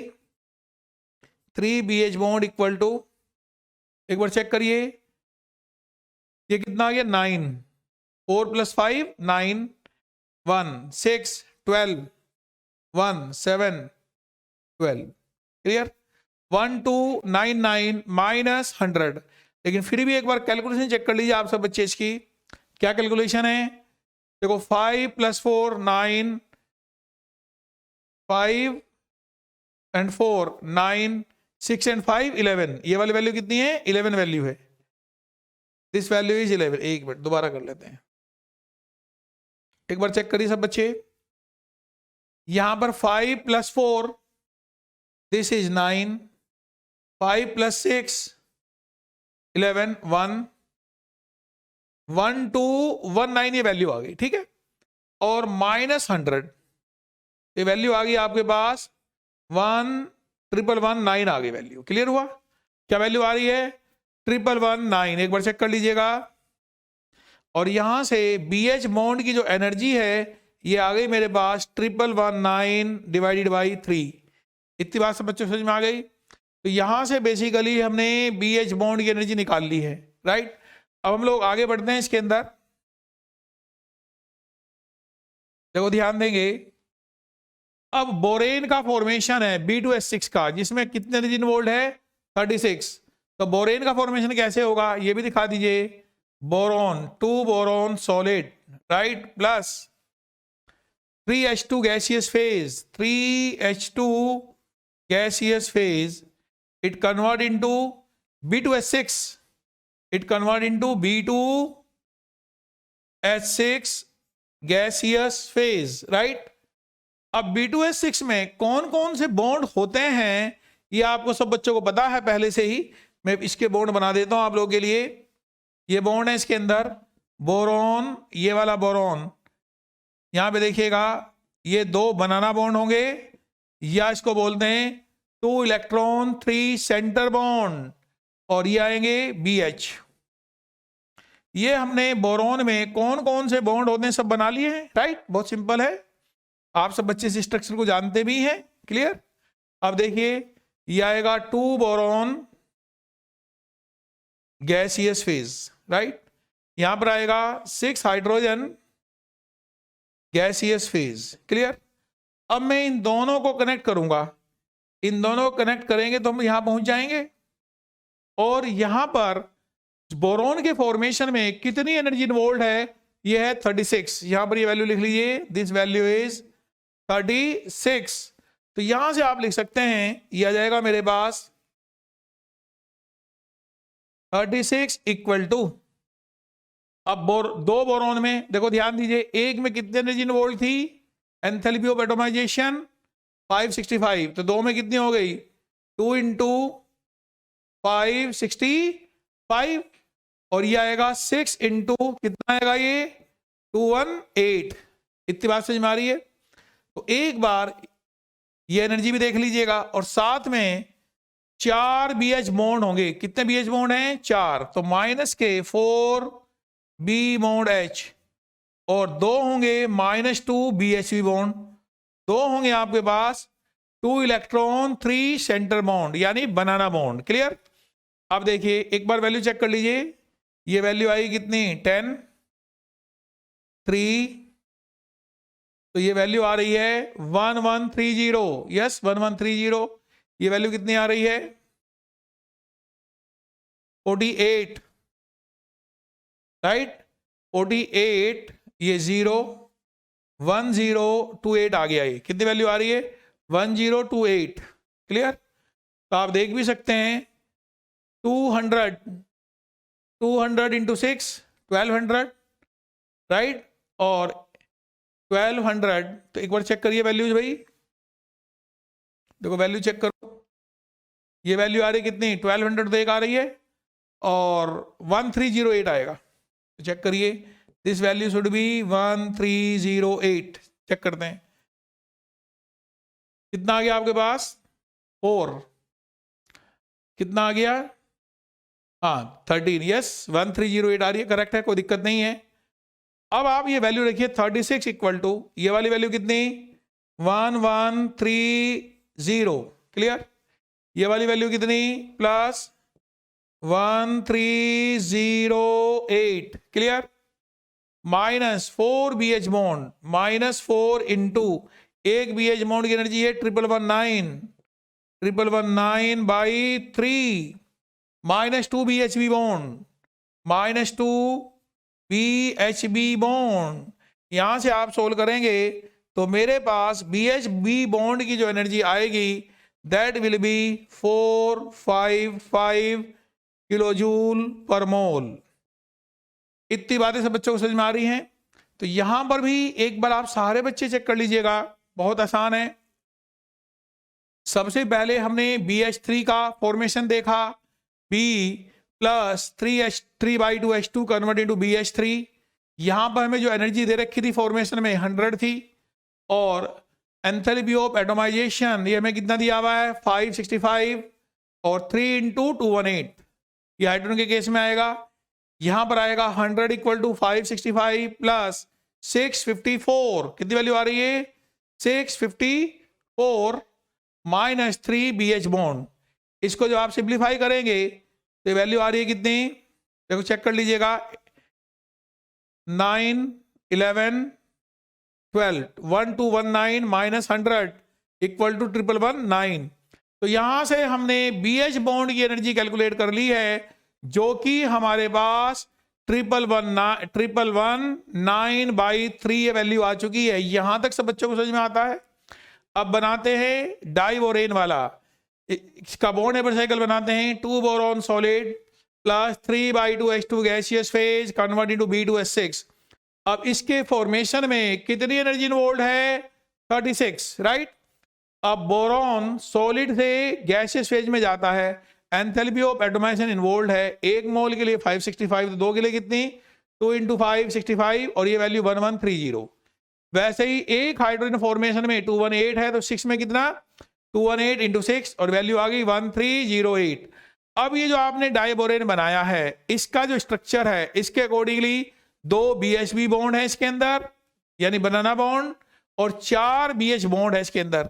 तो वैल्यू रखो भाई 36 equal to 1130 plus 1308 minus 4 BH bond, चूंकि इसका फॉर्मेशन हुआ है 111/9 इंटू 4, और -2 BHB बॉन्ड। इससे हम सोल्व कर लेते हैं। हमारे पास BHB बॉन्ड की जो एनर्जी आ रही है दिस इज 455 किलोजूल पर मोल। यहां तक ये प्रॉब्लम समझ में आया। देखिए ये एक बहुत अच्छा प्रॉब्लम था, सही बच्चों ने अच्छे को समझ आया होगा, क्लियर। अब हम नेक्स्ट प्रॉब्लम की तरफ बढ़ते हैं। देखिए अगला प्रॉब्लम है calculate heat produce calculate heat produced when 4 liter of octane react with oxygen to form CO and water vapors at 25 degree centigrade. The density of octane is तो कितना डेंसिटी दिया हुआ है 0.8 ग्राम पर ml, ये हमें डेंसिटी दे रखी है। Heat of combustion of octane ये हमें दिया हुआ है, क्लियर। अब चलिए इक्वेशन लिखते हैं। सबसे पहले देखो ध्यान दीजिएगा, C8H18 क्लियर। ये है ऑक्टेन। जब ऑक्टेन का रिएक्शन आप किससे कराते हो O2 से कराते हो, तो देखो शुरू में इसने खुद ही बोला हुआ है क्या क्या बन रहा है प्रोडक्ट क्या। ये नहीं आप गए और डायरेक्ट CO2 H2 लिक्विड बना दिया, ऐसा नहीं। एक बार देखो प्रोडक्ट क्या है, इन्होंने खुद ही बोला react with oxygen to form CO gas and water vapours, यानी यहां से आपको ये CO गैस फॉर्मेशन होगा प्लस H2O गैस फॉर्म होगा। वेपर्स मतलब H2O गैसियस फेज। अब इसको बैलेंस कराओ, कैसे बैलेंस करेंगे 8 कार्बन, तो यहां पर 8 आएगा, क्लियर। यहां पे देखिएगा कितने हाइड्रोजन है 18, तो यहां पर कितना आएगा 9, ये 9 आ जाएगा, क्लियर। उसके बाद O2 ऑक्सीजन कितने 8 ये वाले और 9 ये वाले 25, इसको लिख देंगे आप 25 डिवाइडेड बाई 2। तो एक बार चेक कर लीजिए आपने जो इक्वेशन लिखा वो बैलेंस है भी या नहीं, क्लियर। तो देख लेते हैं भाई, 8 कार्बन इधर 8 कार्बन इधर, हाइड्रोजन 18 इधर, यस 18 हाइड्रोजन इधर, ऑक्सीजन कितने इधर 9 + 8, देखो ध्यान दीजिए 9 + 8 ये है 17, कितने हैं ये 17, देखो ध्यान दीजिए प्लस 17/2, कितने ऑक्सीजन 8 + 9 17/2, ये हमारा बैलेंस इक्वेशन हो गया। अब दूसरा देखो ध्यान दीजिएगा, डेंसिटी ऑफ ऑक्टेन भी दे रखी है, अब हमें enthalpy of combustion of octane दिया हुआ है, यानी अब मैं इसका कंबशन इक्वेशन लिखूंगा, ये कंबशन इक्वेशन नहीं है, कंबशन अब मैं लिखने जा रहा हूं, देखिए C8H18 plus O2 gaseous phase convert into 8CO2 gaseous phase plus कितने हाइड्रोजन है 18, तो यहां पे मैं लिखूंगा 9H2O, तो हाइड्रोजन भी बैलेंस हो गए, लेकिन अब क्या मुझे ऑक्सीजन बैलेंस करने पड़ेंगे, कितना हो गए 16 + 9 25, तो इसको लिख देंगे 25/2, ये आपके पास बैलेंस इक्वेशन है, और यहां पर वैल्यू कितनी दे रखी है -1300, तो ये जो एनर्जी रिलीज हो रही है ना, ये रिलीज हो रही है माइनस का, देखो ध्यान दीजिए बच्चे, ये रिलीज हो रही है -1300, क्लियर हुआ। अब ये वैल्यू सोल्व करते हैं, देखो ध्यान देना है, -1300 equal to enthalpy of formation दिए हुए, enthalpy of formation of product minus reactant, तो ये वाली वैल्यू आएगी 8, enthalpy of formation of CO2 gas plus 9, और ये H2O लिक्विड है, याद रखना क्या है यहां पर, ये लिक्विड, प्लस 9 एंथैल्पी ऑफ, देखो ध्यान दीजिए मैं प्रॉपर लिख देता हूं इसको, ये लिक्विड है भाई, ध्यान देना इस बात का आप, ये है H2O लिक्विड, क्लियर, ये आएगा यहां पर plus 9 enthalpy of formation of H2O liquid, clear हुआ, minus enthalpy of formation of C8H18 minus 25/2 enthalpy of formation of O2 gas, तो देखो ध्यान देना O2 गैस का वैल्यू कितना होता है, ये O2 गैस के लिए वैल्यू होती है 0, तो इसको सिंप्लीफाई करते हैं, -1300 इक्वल टू 8, अब यहां पे देखिए enthalpy of formation of CO2 हमें दिया हुआ है, CO2 कितना है -19, ये देखिए चेक कर लीजिए एक बार, -90, 8 × -90, अब मुझे H2O लिक्विड चाहिए, कितना क्या चाहिए मुझे H2O लिक्विड, वो कितना दिया हुआ है -70, तो प्लस 9 × -70, इतना क्लियर हुआ, और minus enthalpy of formation of C8H18, तो बेसिकली यहां से मैं enthalpy of formation of C8H18 calculate करने जा रहा हूं, तो ये आएगा enthalpy of formation of C8H18 equal to, simplify करिए, ये आ गया -720 -630, क्लियर, और 1300 ये माइनस का उधर चले जाएगा, -1300, इतनी बात सब बच्चों को समझ में आ रही है, माइनस माइनस प्लस हो जाएगा, ये क्या हो जाएगा वैल्यू, ये +1300, एक बार चेक कराइए, ये वैल्यू कितनी आ गई -0.5325, और ये कितना आ गया, ये वैल्यू आ रही है 13, ये वैल्यू कितनी आ रही है 13, और प्लस 1300, एक बार चेक करिए सब बच्चे, 0.513, यस, और वो कितना आ रहा है 1300, तो यहां से वैल्यू मेरे पास आ जाती है -50, ये वैल्यू कितनी आ गई -50, क्लियर। अब मेरे पास enthalpy of formation of octane आ चुका है -50, अब मैं इस इक्वेशन का डेल्टा आर एच कैलकुलेट करने जा रहा हूं, that is enthalpy of reactions. क्या वैल्यू आएगी? Delta R H equal to enthalpy of formation of product minus reactant. Product में आएगा 8 times enthalpy of formation of CO gas, clear, plus 9 enthalpy of formation of H2O gas. देखो H2O liquid नहीं है यहां पर, उसने बोला था H2O गैस है, right, minus enthalpy of formation of C8H18, clear, minus 17/2 enthalpy of formation of O2 gas. ये वैल्यू कितनी है? 0। तो यहां से वैल्यू कैलकुलेट करते हैं तो ये आएगा आपके पास delta R H equal to 8 into enthalpy of formation of CO कितना दिया हुआ है, चेक करिए एक बार, -25। This value is -25 plus 9 enthalpy of formation of H2O gas, ये कितना दिया हुआ है? 60 माइनस का, तो -60 प्लस 9, और ये वैल्यू हमने कैलकुलेट करी थी अभी, प्लस 1 मिनट, ये वाली वैल्यू थी हमारे पास कितनी, माइनस, देखो CO का आ गया, H2O का आ गया, अब मुझे C8H18 चाहिए।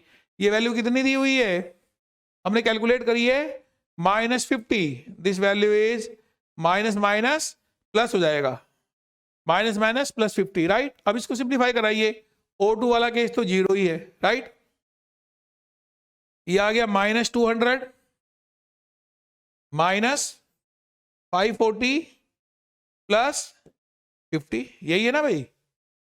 अब देखो सोल्व करिए, ये कितना आ गया, -150 हो गया, ये कितना हो गया, -150। तो आप ऐसे भी कर सकते हैं, -740 प्लस 50। तो यहां से डेल्टा आर एच की जो वैल्यू है ये आ चुकी है कितनी, माइनस, राइट।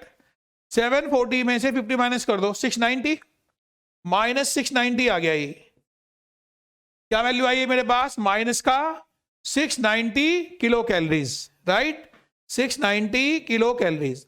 यानी अगर 1 मोल C8H18 का इस रिएक्शन के अकॉर्डिंगली रिएक्ट करता है तो इस प्रोसेस के अंदर, इस रिएक्शन के अंदर 690 किलो कैलोरी एनर्जी रिलीज होगी सिस्टम से। इतनी बात सब बच्चों को समझ में आती है। अब हमें कैलकुलेट करना है 4 लीटर में कितनी होगी, तो मैं काम कर लेता हूं, मोल कैलकुलेट कर लेता हूं ना, इसकी 4 लीटर के कितने मोल हैं यहीं पे कैलकुलेट कर लेता हूं आप लोगों के लिए। देखो ध्यान दीजिएगा, यहां पे कैलकुलेट कर लेते हैं। N ऑफ C8H18 यानी C8H18 के मोल कितने होंगे आप जानते हैं। देखो बहुत सिंपल है, वॉल्यूम इनटू डेंसिटी, मास आ गया डिवाइडेड बाई इसका मोलर मास। तो ये आ गया मेरे पास 4000 ml, क्योंकि हमें डेंसिटी ml में दे रखी है, इंटू 0.8, ये मास आ गया। और इसका मोलर मास कितना, C8H18 का, देखो C8H18 मॉलिक्यूल है ये, कितना, 12 इंटू 8 96, 12 इंटू 8 96, देखो 12 इंटू 8 आप सब बच्चे समझते हैं, क्लियर, प्लस 18, तो वैल्यू कितनी आ गई, 114, ये वैल्यू आ गई, कितना, कितनी वैल्यू आ गई, 1/4। तो 8 प्लस 6 14, 1 और ये 114 डिवाइडेड बाई 114, इसका डेसिमल हटा दीजिए 10, ये इससे चला जाएगा, क्लियर। अब देखना है यहां से आपके पास ये वैल्यू आ गई 3200 डिवाइडेड बाई 114, ये मेरे पास ऑक्टेन के जो मोल हैं वो आ गए। तो बस हीट रिलीज यहां पे लिख देता हूं, हीट रिलीज, कितनी हीट रिलीज होगी, क्योंकि बहुत आसान है, देखो ध्यान देंगे, हीट रिलीज होगी आपके पास equal to 690 plus into, and the value is 3200 divided by 114, और इसको आप सोल्व कर लेंगे, इतने किलो कैलोरी हीट रिलीज हो गई इसके अंदर। समझ आ रहा था बच्चों को, ये आप लोग एक बार नोट कर लीजिएगा।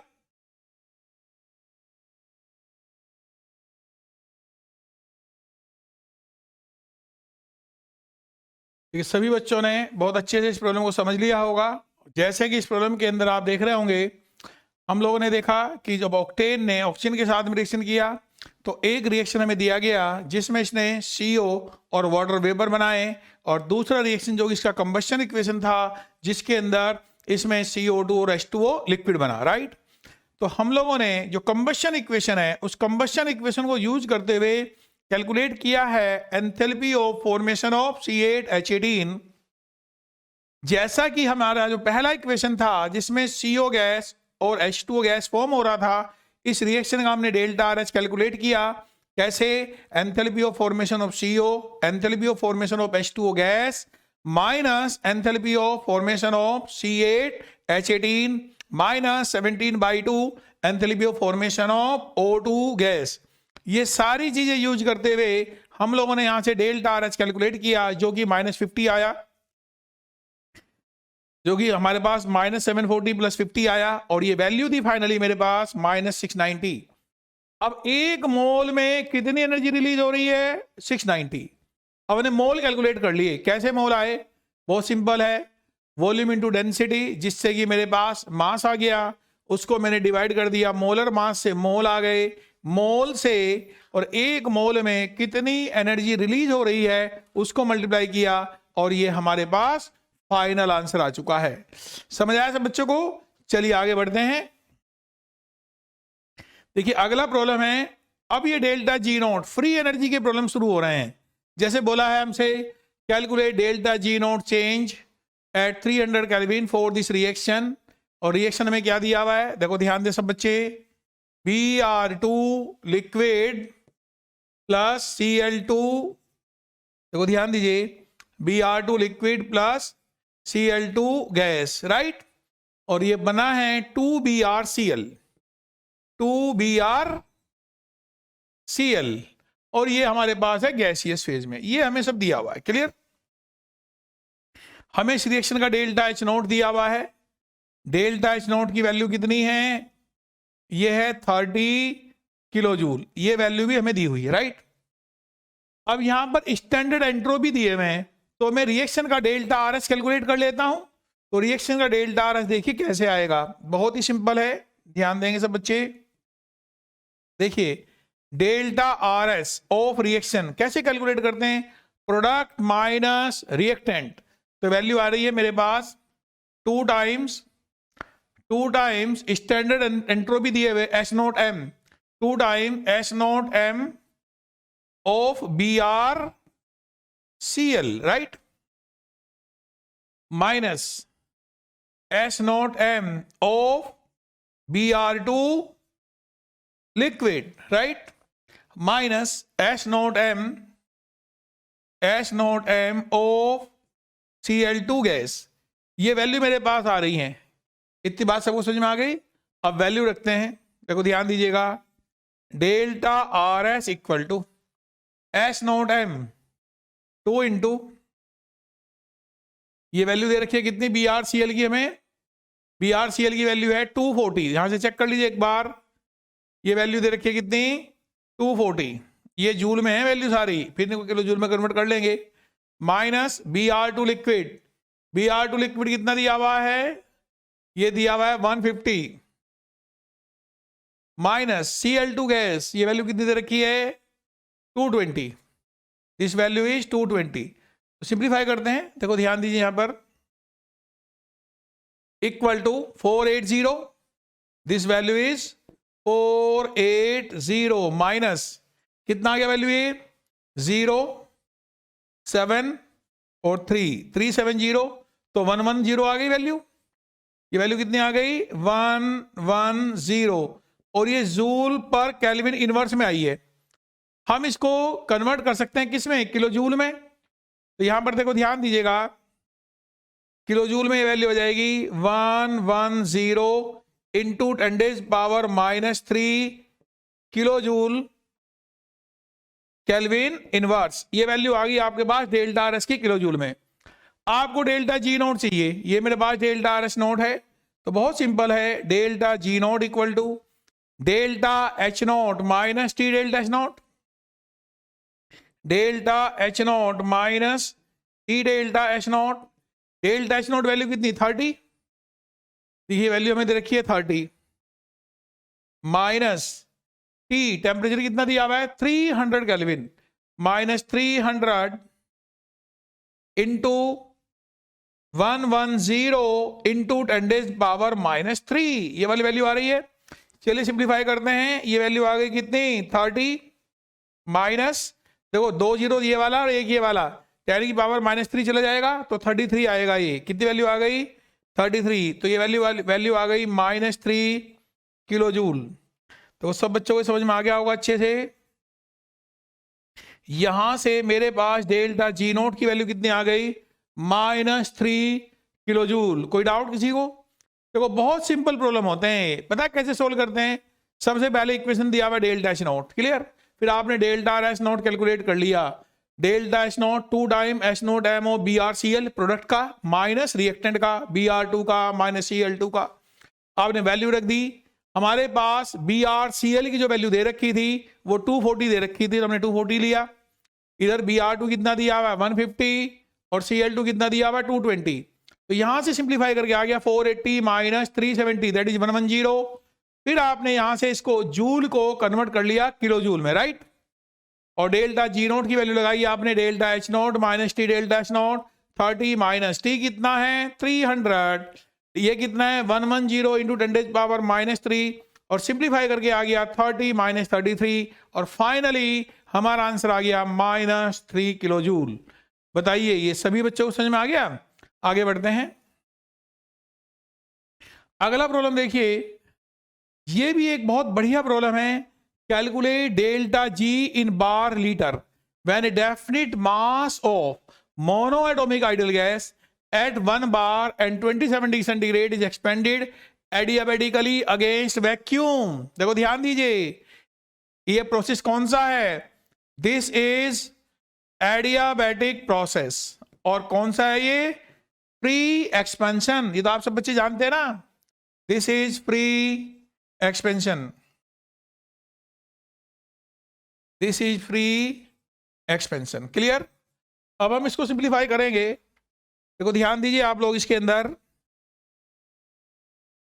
यहां पर apply first law of thermodynamics, apply first law of thermodynamics FLOT, यानी delta U equal to Q plus W।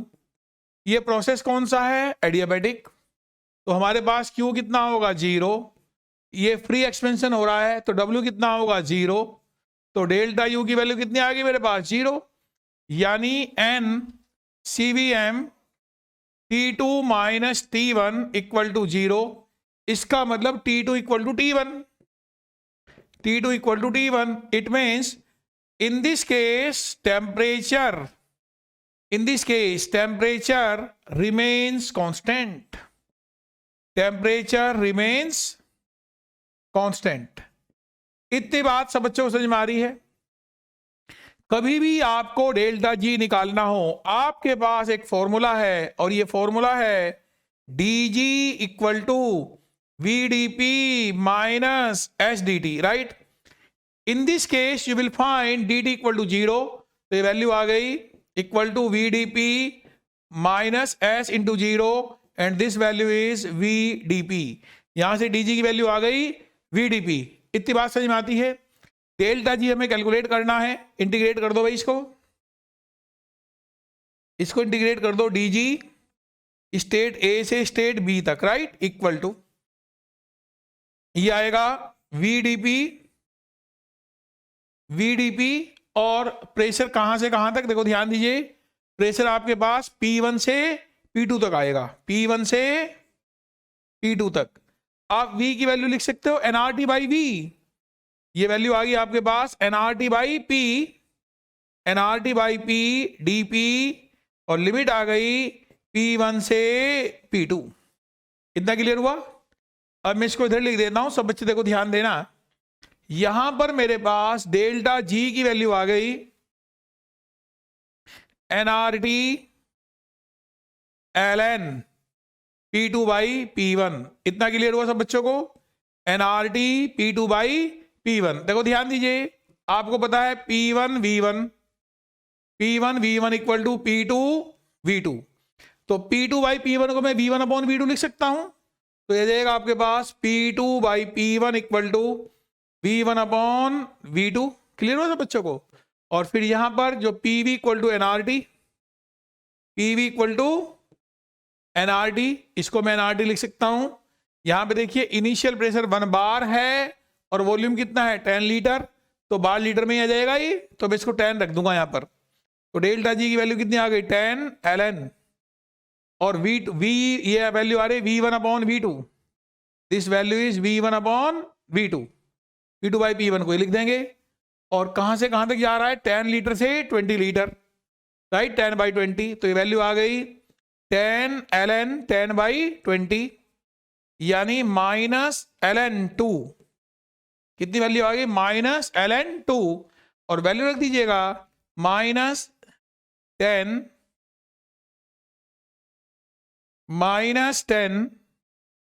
Into 0.7 equal to -7। तो बताइए यहां तक सब बच्चों को समझ में आया? ये एक बहुत शानदार प्रॉब्लम था अपने आप में। देखो ध्यान दीजिए, ऐसे प्रॉब्लम आपको जेई एडवांस में बहुत ज्यादा आने के चांसेस होते हैं, हो सकता है इस टाइप का प्रॉब्लम मिल जाए आपको। तो देखो ध्यान दीजिए, सबसे पहली बात ये हमसे बोल रहे हैं calculate delta G in bar litre when a definite mass of monoatomic ideal gas at 1 bar 27 degree centigrade is expanded adiabatically against vacuum from 10 litre to 20 litre. Clear? सबसे पहली बात, ये एडियाबैटिक फ्री एक्सपेंशन में temperature का role क्या है वो एक बार हमें देखना जरूरी है। तो उसके लिए we apply first law of thermodynamics, delta U equal to Q plus W, this is adiabatic process, so no heat exchange between system and surrounding, so Q equal to 0। What about W? This is free expansion, so work done is 0, तो in this case 0 plus 0 that is delta U, right. अब आप देख सकते हैं delta U को क्या लिख सकते हैं आप, NCVM dt। देखो ध्यान से, इसको हम लिख सकते हैं NCVM dt। क्लियर? तो T2 इक्वल टू T1, यानी एक बात कंफर्म हो गई, in this process temperature remains constant. ये प्रोसेस के अंदर टेम्परेचर क्या होगा, कांस्टेंट। अब मुझे कैलकुलेट करना है dg, हमारे पास फॉर्मूला है dg equal to VdP minus SdT। तो इन दिस केस dt की वैल्यू 0, तो dg की वैल्यू आ गई VdP, या आप लिख सकते हैं dg स्टेट A से स्टेट B तक जाएंगे, और VdP प्रेशर P1 से P2 तक। V को हम लोग जो है यहां पर आइडियल गैस इक्वेशन यूज करते हैं, PV equal to NRT, we use ideal gas equation PV equal to NRT। तो यहां से V की वैल्यू आ गई NRT अपॉन P, राइट। इसको हम लोग फिर इंटीग्रेट करते हैं, और इंटीग्रेट करने के बाद ये वैल्यू आती है NRT ln P2 by P1। और ये एक आइसोथर्मल प्रोसेस भी है because temperature is constant, so P1 V1 equal to P2 V2, तो P2 बाई P1 की वैल्यू आ गई V1 अपॉन V2, और यहां पर ये वैल्यू रख दीजिएगा, और फाइनली हमारे पास आंसर आ गया -7। क्लियर? ये आप सब बच्चे नोट कर लीजिएगा। इसके बाद हम लोग ये प्रॉब्लम की बात करते हैं। देखो ध्यान दीजिए, at 300 kelvin delta H combustion दिया -5000 kilo joule per mole, delta G nought combustion दिया हुआ सुक्रोज का कितना, माइनस का 6000 kilo joule per mole. Estimate additional non P work obtain by raising the temperature to 310 kelvin, और delta RCP 0 दिया हुआ है। देखो ध्यान देंगे, हमारे पास डेल्टा जी 300 केल्विन, ये वैल्यू हमें दे रखी है कितनी, माइनस की 6000। इतनी बात सब बच्चे समझते हैं, दिस वैल्यू इज -6000। अब यहां से डेल्टा जी 310 ये हमें कैलकुलेट करना है। This delta G 0 we have to calculate, ये वैल्यू कैलकुलेट करनी है। This is -6000 kilo joule per मोल, और ये वैल्यू कितनी होगी, ये हमें कैलकुलेट करना होगा। यहां पर एक बात देखो ध्यान दीजिए, सबसे पहली बात हम कैलकुलेट करेंगे, जैसे लिखा एडिशनल नॉन पीवी वर्क, ये क्या होगा? ये लिखिए सब बच्चे, additional non PV work equal to delta G 310 minus delta G 300। ये वैल्यू कैलकुलेट करते हैं। अब हमारा टारगेट है डेल्टा जी 310 कैलकुलेट करना। तो चलिए देखो कैसे कैलकुलेट करेंगे भाई। एकदम सिंपल है हमारे पास। देखो delta G equal to delta H minus T delta S. Clear? अब यहां पर डेल्टा एस की वैल्यू आ जाएगी delta S equal to delta H कितना दिया हुआ है, delta H is -5000 minus minus plus ये कितना दिया हुआ है 6000 एंड दिस वैल्यू इज 1000। यहां से मेरे पास डेल्टा एस आ चुका है। ये वैल्यू किस में आ रही है, किलो जूल पर केल्विन में आ रही है। क्लियर हुआ सब बच्चों को? आगे देखिए, अब इन्होंने इस प्रॉब्लम के अंदर डेल्टा और सीपी की वैल्यू कितनी दे रखी है, 0 दे रखी है।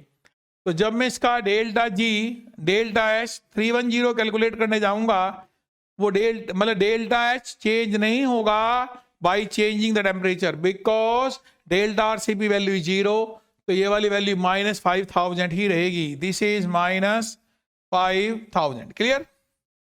अब आप बात करेंगे डेल्टा एस 310, ये भी चेंज नहीं होगा क्योंकि ये जो हमने डेल्टा एस कैलकुलेट किया है ये 300 केल्विन पे कैलकुलेट हुआ है। ये वाली वैल्यू कितनी है, देखो ध्यान दीजिए, डिवाइडेड बाई टी और कर देना इसमें साथ में। ये टी डेल्टा एस है। रुको जरा मैं अलग से लिख देता हूं, देखिए ध्यान से आप सब बच्चे। तो यहां से डेल्टा एस 300 की वैल्यू आ गई 1000 डिवाइडेड बाई 300। क्लियर? अब यहां पर आप जानते हैं इस केस के अंदर डेल्टा आर सीपी की वैल्यू 0 है। अगर डेल्टा आर सीपी 0 है तो डेल्टा एच 310 की वैल्यू भी वही होगी जो डेल्टा एच 300 की वैल्यू है। अब इस केस में एंथैल्पी चेंज नहीं होगा अगर आप टेम्परेचर को चेंज करते हैं। और ये वैल्यू कितनी आ रही है हमारे पास, ये हमें जो दी हुई है -5000 ये वैल्यू दे रखी है। क्लियर? अब आप डेल्टा एस 310 ये भी चेंज नहीं होगा अगर मैं टेम्परेचर चेंज करता हूं, क्योंकि डेल्टा आर सीपी की वैल्यू 0 है और ये वैल्यू होगी 1000 डिवाइडेड बाई 300।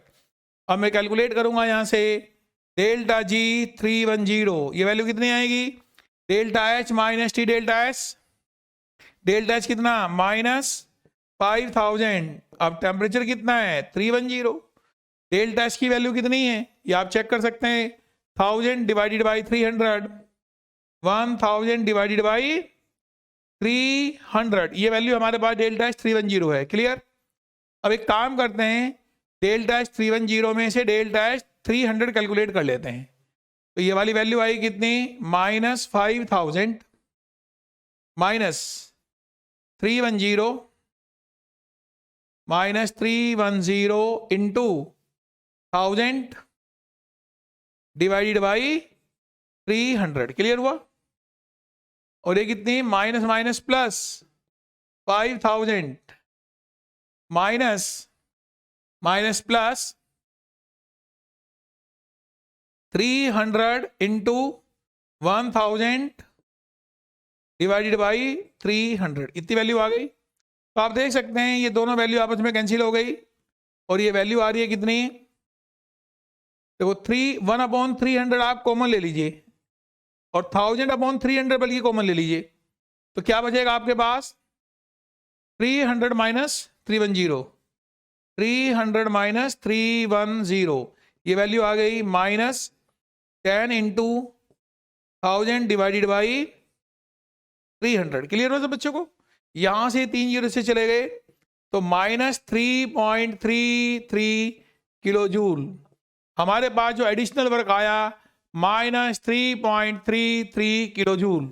ये भी एक बहुत शानदार प्रॉब्लम है। आप देखो सब बच्चे ध्यान दीजिएगा। सबसे पहले आपने कैलकुलेट कर लिया delta H 300, delta G equal to delta H minus T delta H से।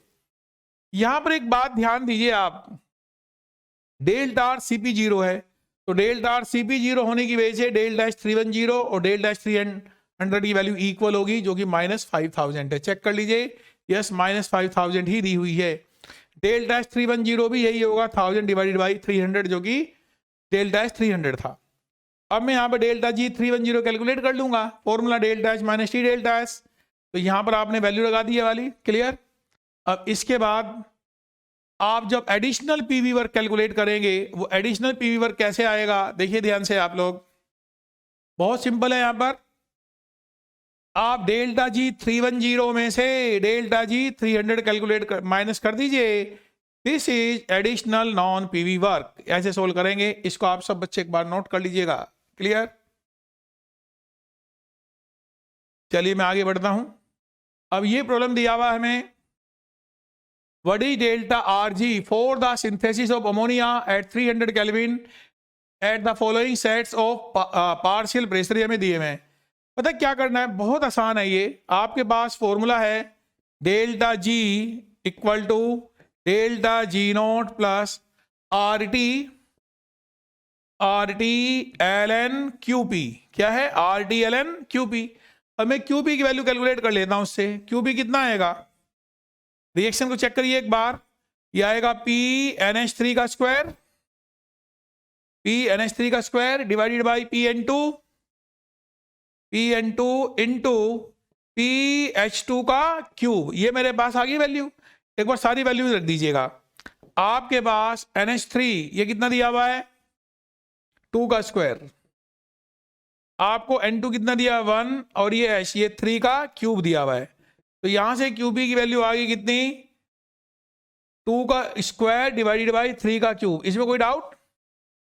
अब बस डेल्टा जी नॉट, ये वैल्यू आपको दे रखी है कि डेल्टा जी नॉट, यस ये हमें दिया हुआ है -300, तो डेल्टा जी वैल्यू निकल जाएगी। देखिए भाई, डेल्टा जी इक्वल टू ये वैल्यू कितनी -300, ये किलो जूल में है, यूनिट का ध्यान रखना, -300 प्लस आर टी। अब आर की वैल्यू में कितनी लूंगा, ये दिया किलो जूल में, 8.314 इंटू 10⁻³ ये वैल्यू में लूंगा आर की, क्लियर। टेम्परेचर कितना दिया हुआ है 300, ये टेम्परेचर आप 300 ले लीजिएगा, और यहां पे आएगा एल एन, ये वैल्यू कितनी होगी, राइट, एल एन ये वैल्यू होगी क्यू 2 का स्क्वायर डिवाइडेड बाई 3 का क्यूब।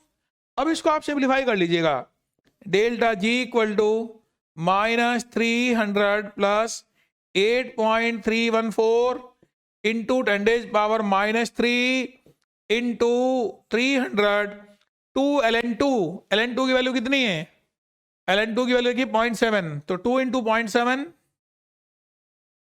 -3 इंटू ln3 की वैल्यू कितनी है 1.1, ये वाली वैल्यू 1.1 रख दीजिए, और यहां से आप सिंप्लीफाई करोगे तो फाइनली देखिए ध्यान से, हमारे पास वैल्यू आ जाएगी, मैं यहां पे लिख देता हूं आप लोगों के लिए, देखिए ये वैल्यू आएगी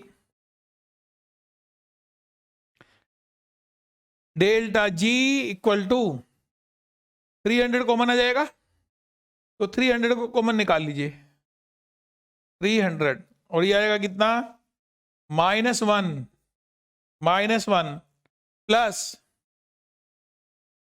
8.314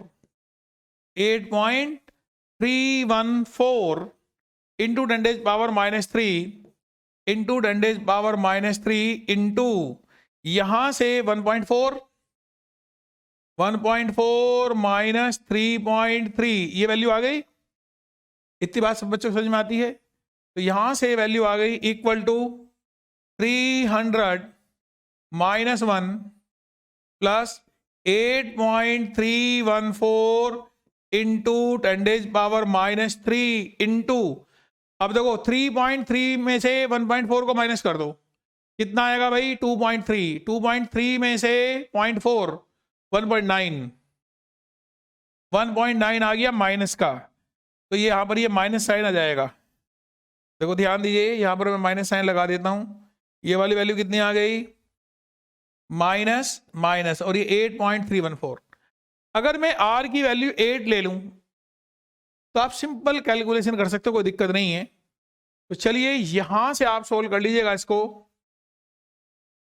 ये आ गया 300 इंटू, तो ध्यान दीजिएगा, -1 -8314 इंटू 10⁻³ इंटू 1.9। ये आप सोल्व कर लीजिएगा और ये मेरा जो आंसर आ रहा है ये किस में आ गया, किलो जूल में आंसर आ गया। इतनी बात सबको समझ में आ रही है? ये भी एक बहुत शानदार प्रॉब्लम था, सारे बच्चे इसको नोट करिएगा। क्लियर? चलिए आगे मैं बढ़ता हूं इसके अंदर। अगला जो प्रॉब्लम दिया हुआ है ये देखिएगा, क्या प्रॉब्लम है ये, 2A gaseous phase, 2A solid convert into B plus 2C plus 4D. Total pressure developed in a closed container by decomposition of A at equilibrium is 12 bar at 1000 Kelvin. Calculate delta G naught. Calculate delta G naught of reaction at, ये भी actually 1000 kelvin ही है, मैं इसको 1000 kelvin लिख देता हूं। देखो सब बच्चे ध्यान दीजिएगा, बेसिकली दिस इज 1000 केल्विन जो टेम्परेचर है हमारे पास। दिस टेम्परेचर इज ऑलरेडी में 1000 केल्विन दिया हुआ है और 1000 केल्विन ही है, ये लिख लीजिएगा। This is 1000 kelvin. क्लियर हुआ? कैसे सोल्व होगा, एक बार रिएक्शन को देखिए आप लोग। रिएक्शन दिया हुआ हमें 2A solid convert into B gaseous phase plus 2C gaseous phase plus 4D gaseous phase। Clear? अब सिंपल है, टोटल प्रेशर कितना है, 12 है। अगर ये प्रेशर P डेवलप होगा, ये 2P डेवलप होगा और ये 4P डेवलप होगा। यही है ना बेसिक आइडिया। और यहां पर जो प्रेशर है, देखो ध्यान दीजिए, ये हमें दिया हुआ है 12 बार। तो कैलकुलेशन अगर आसान बनानी है तो मैं इसको 14 कर देता हूं। देखो ध्यान दीजिए सब बच्चे, यहां पर 14 ही लिख लीजिए इसको। ये प्रेशर कितना है, 14 बार। देखिए सब बच्चे ध्यान से,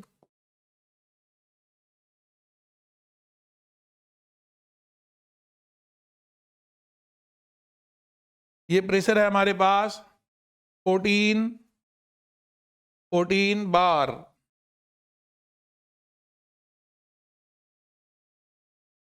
ये प्रेशर लिख लीजिए आप, दिस इज 14 बार। क्लियर?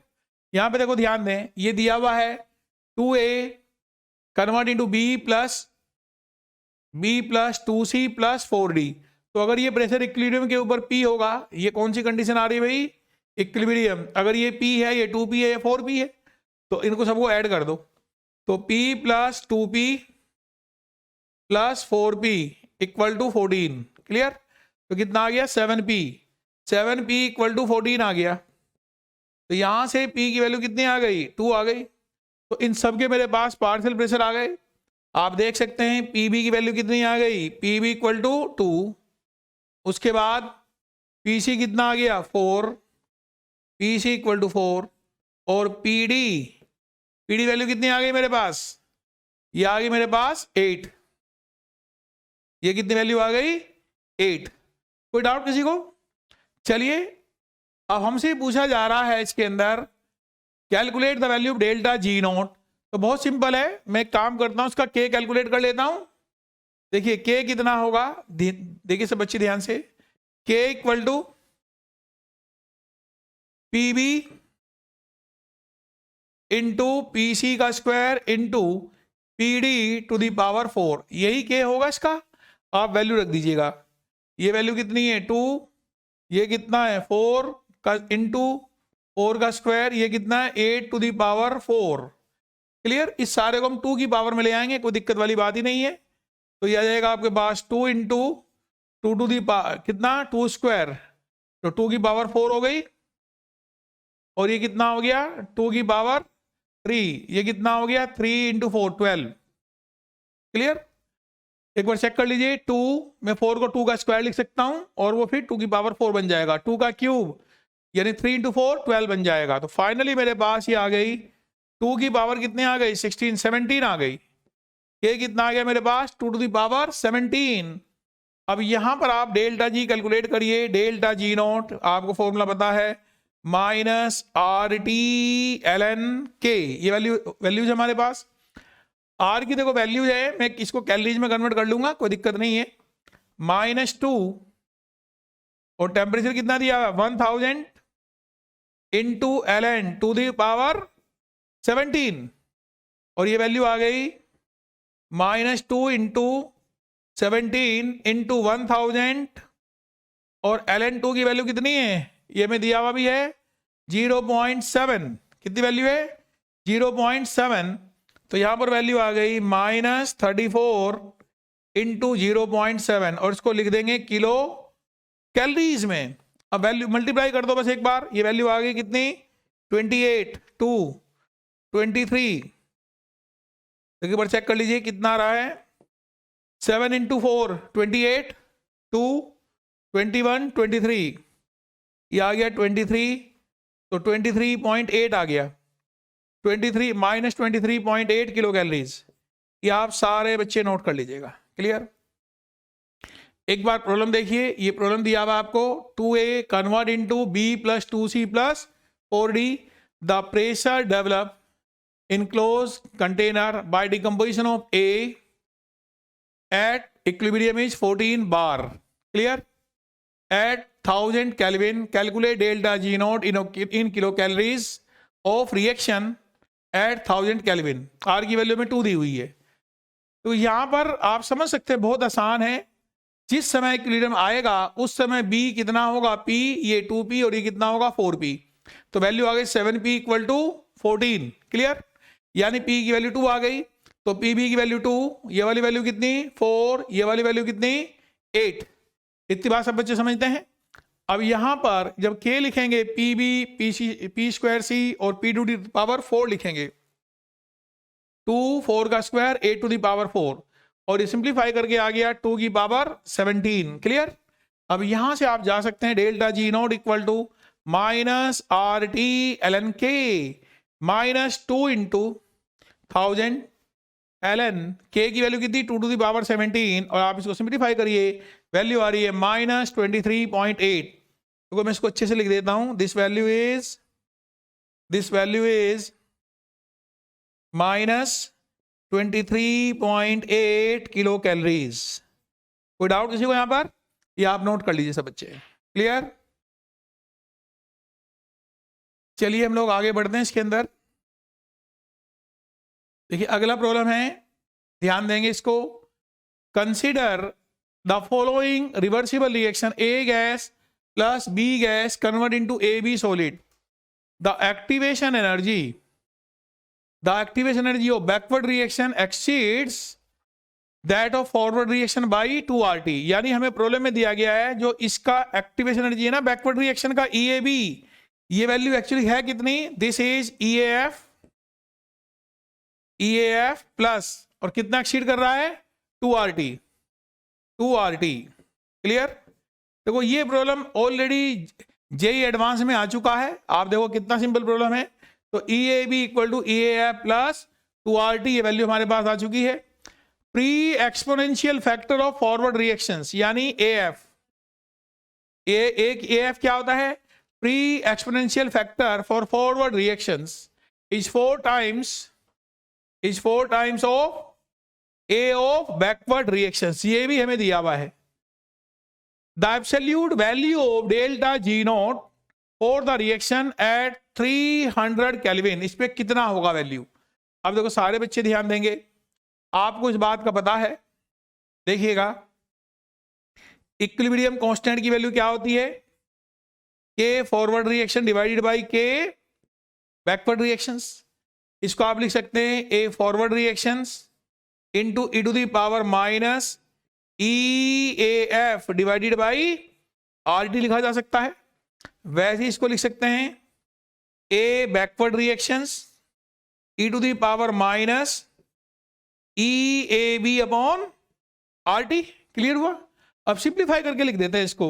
तो यहां से मेरे पास K की वैल्यू आ रही है कितना, A फॉरवर्ड 4 टाइम्स AB, तो इसको मैं लिख दूंगा 4AB divided by AB into E to the power. Clear. अब यहां से वैल्यू आ गई 1/RT कॉमन आ गया, ई ए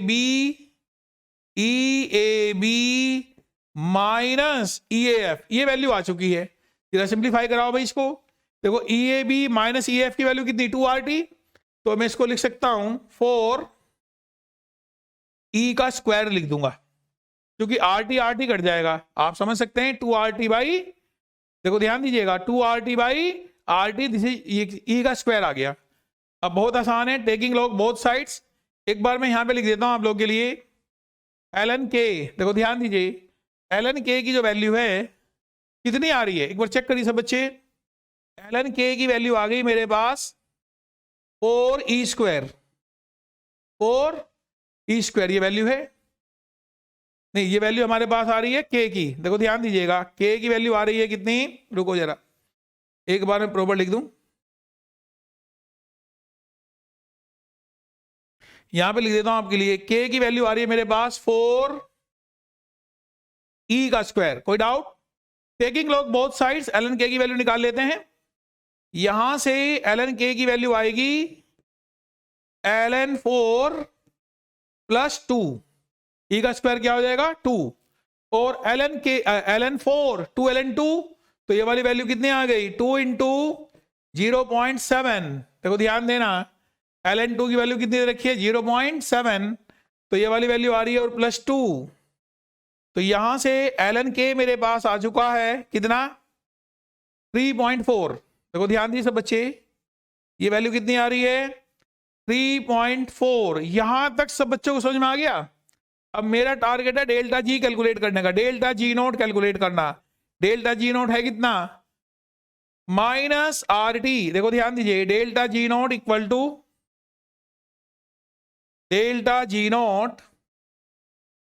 to minus RT ln k, ये वैल्यू है।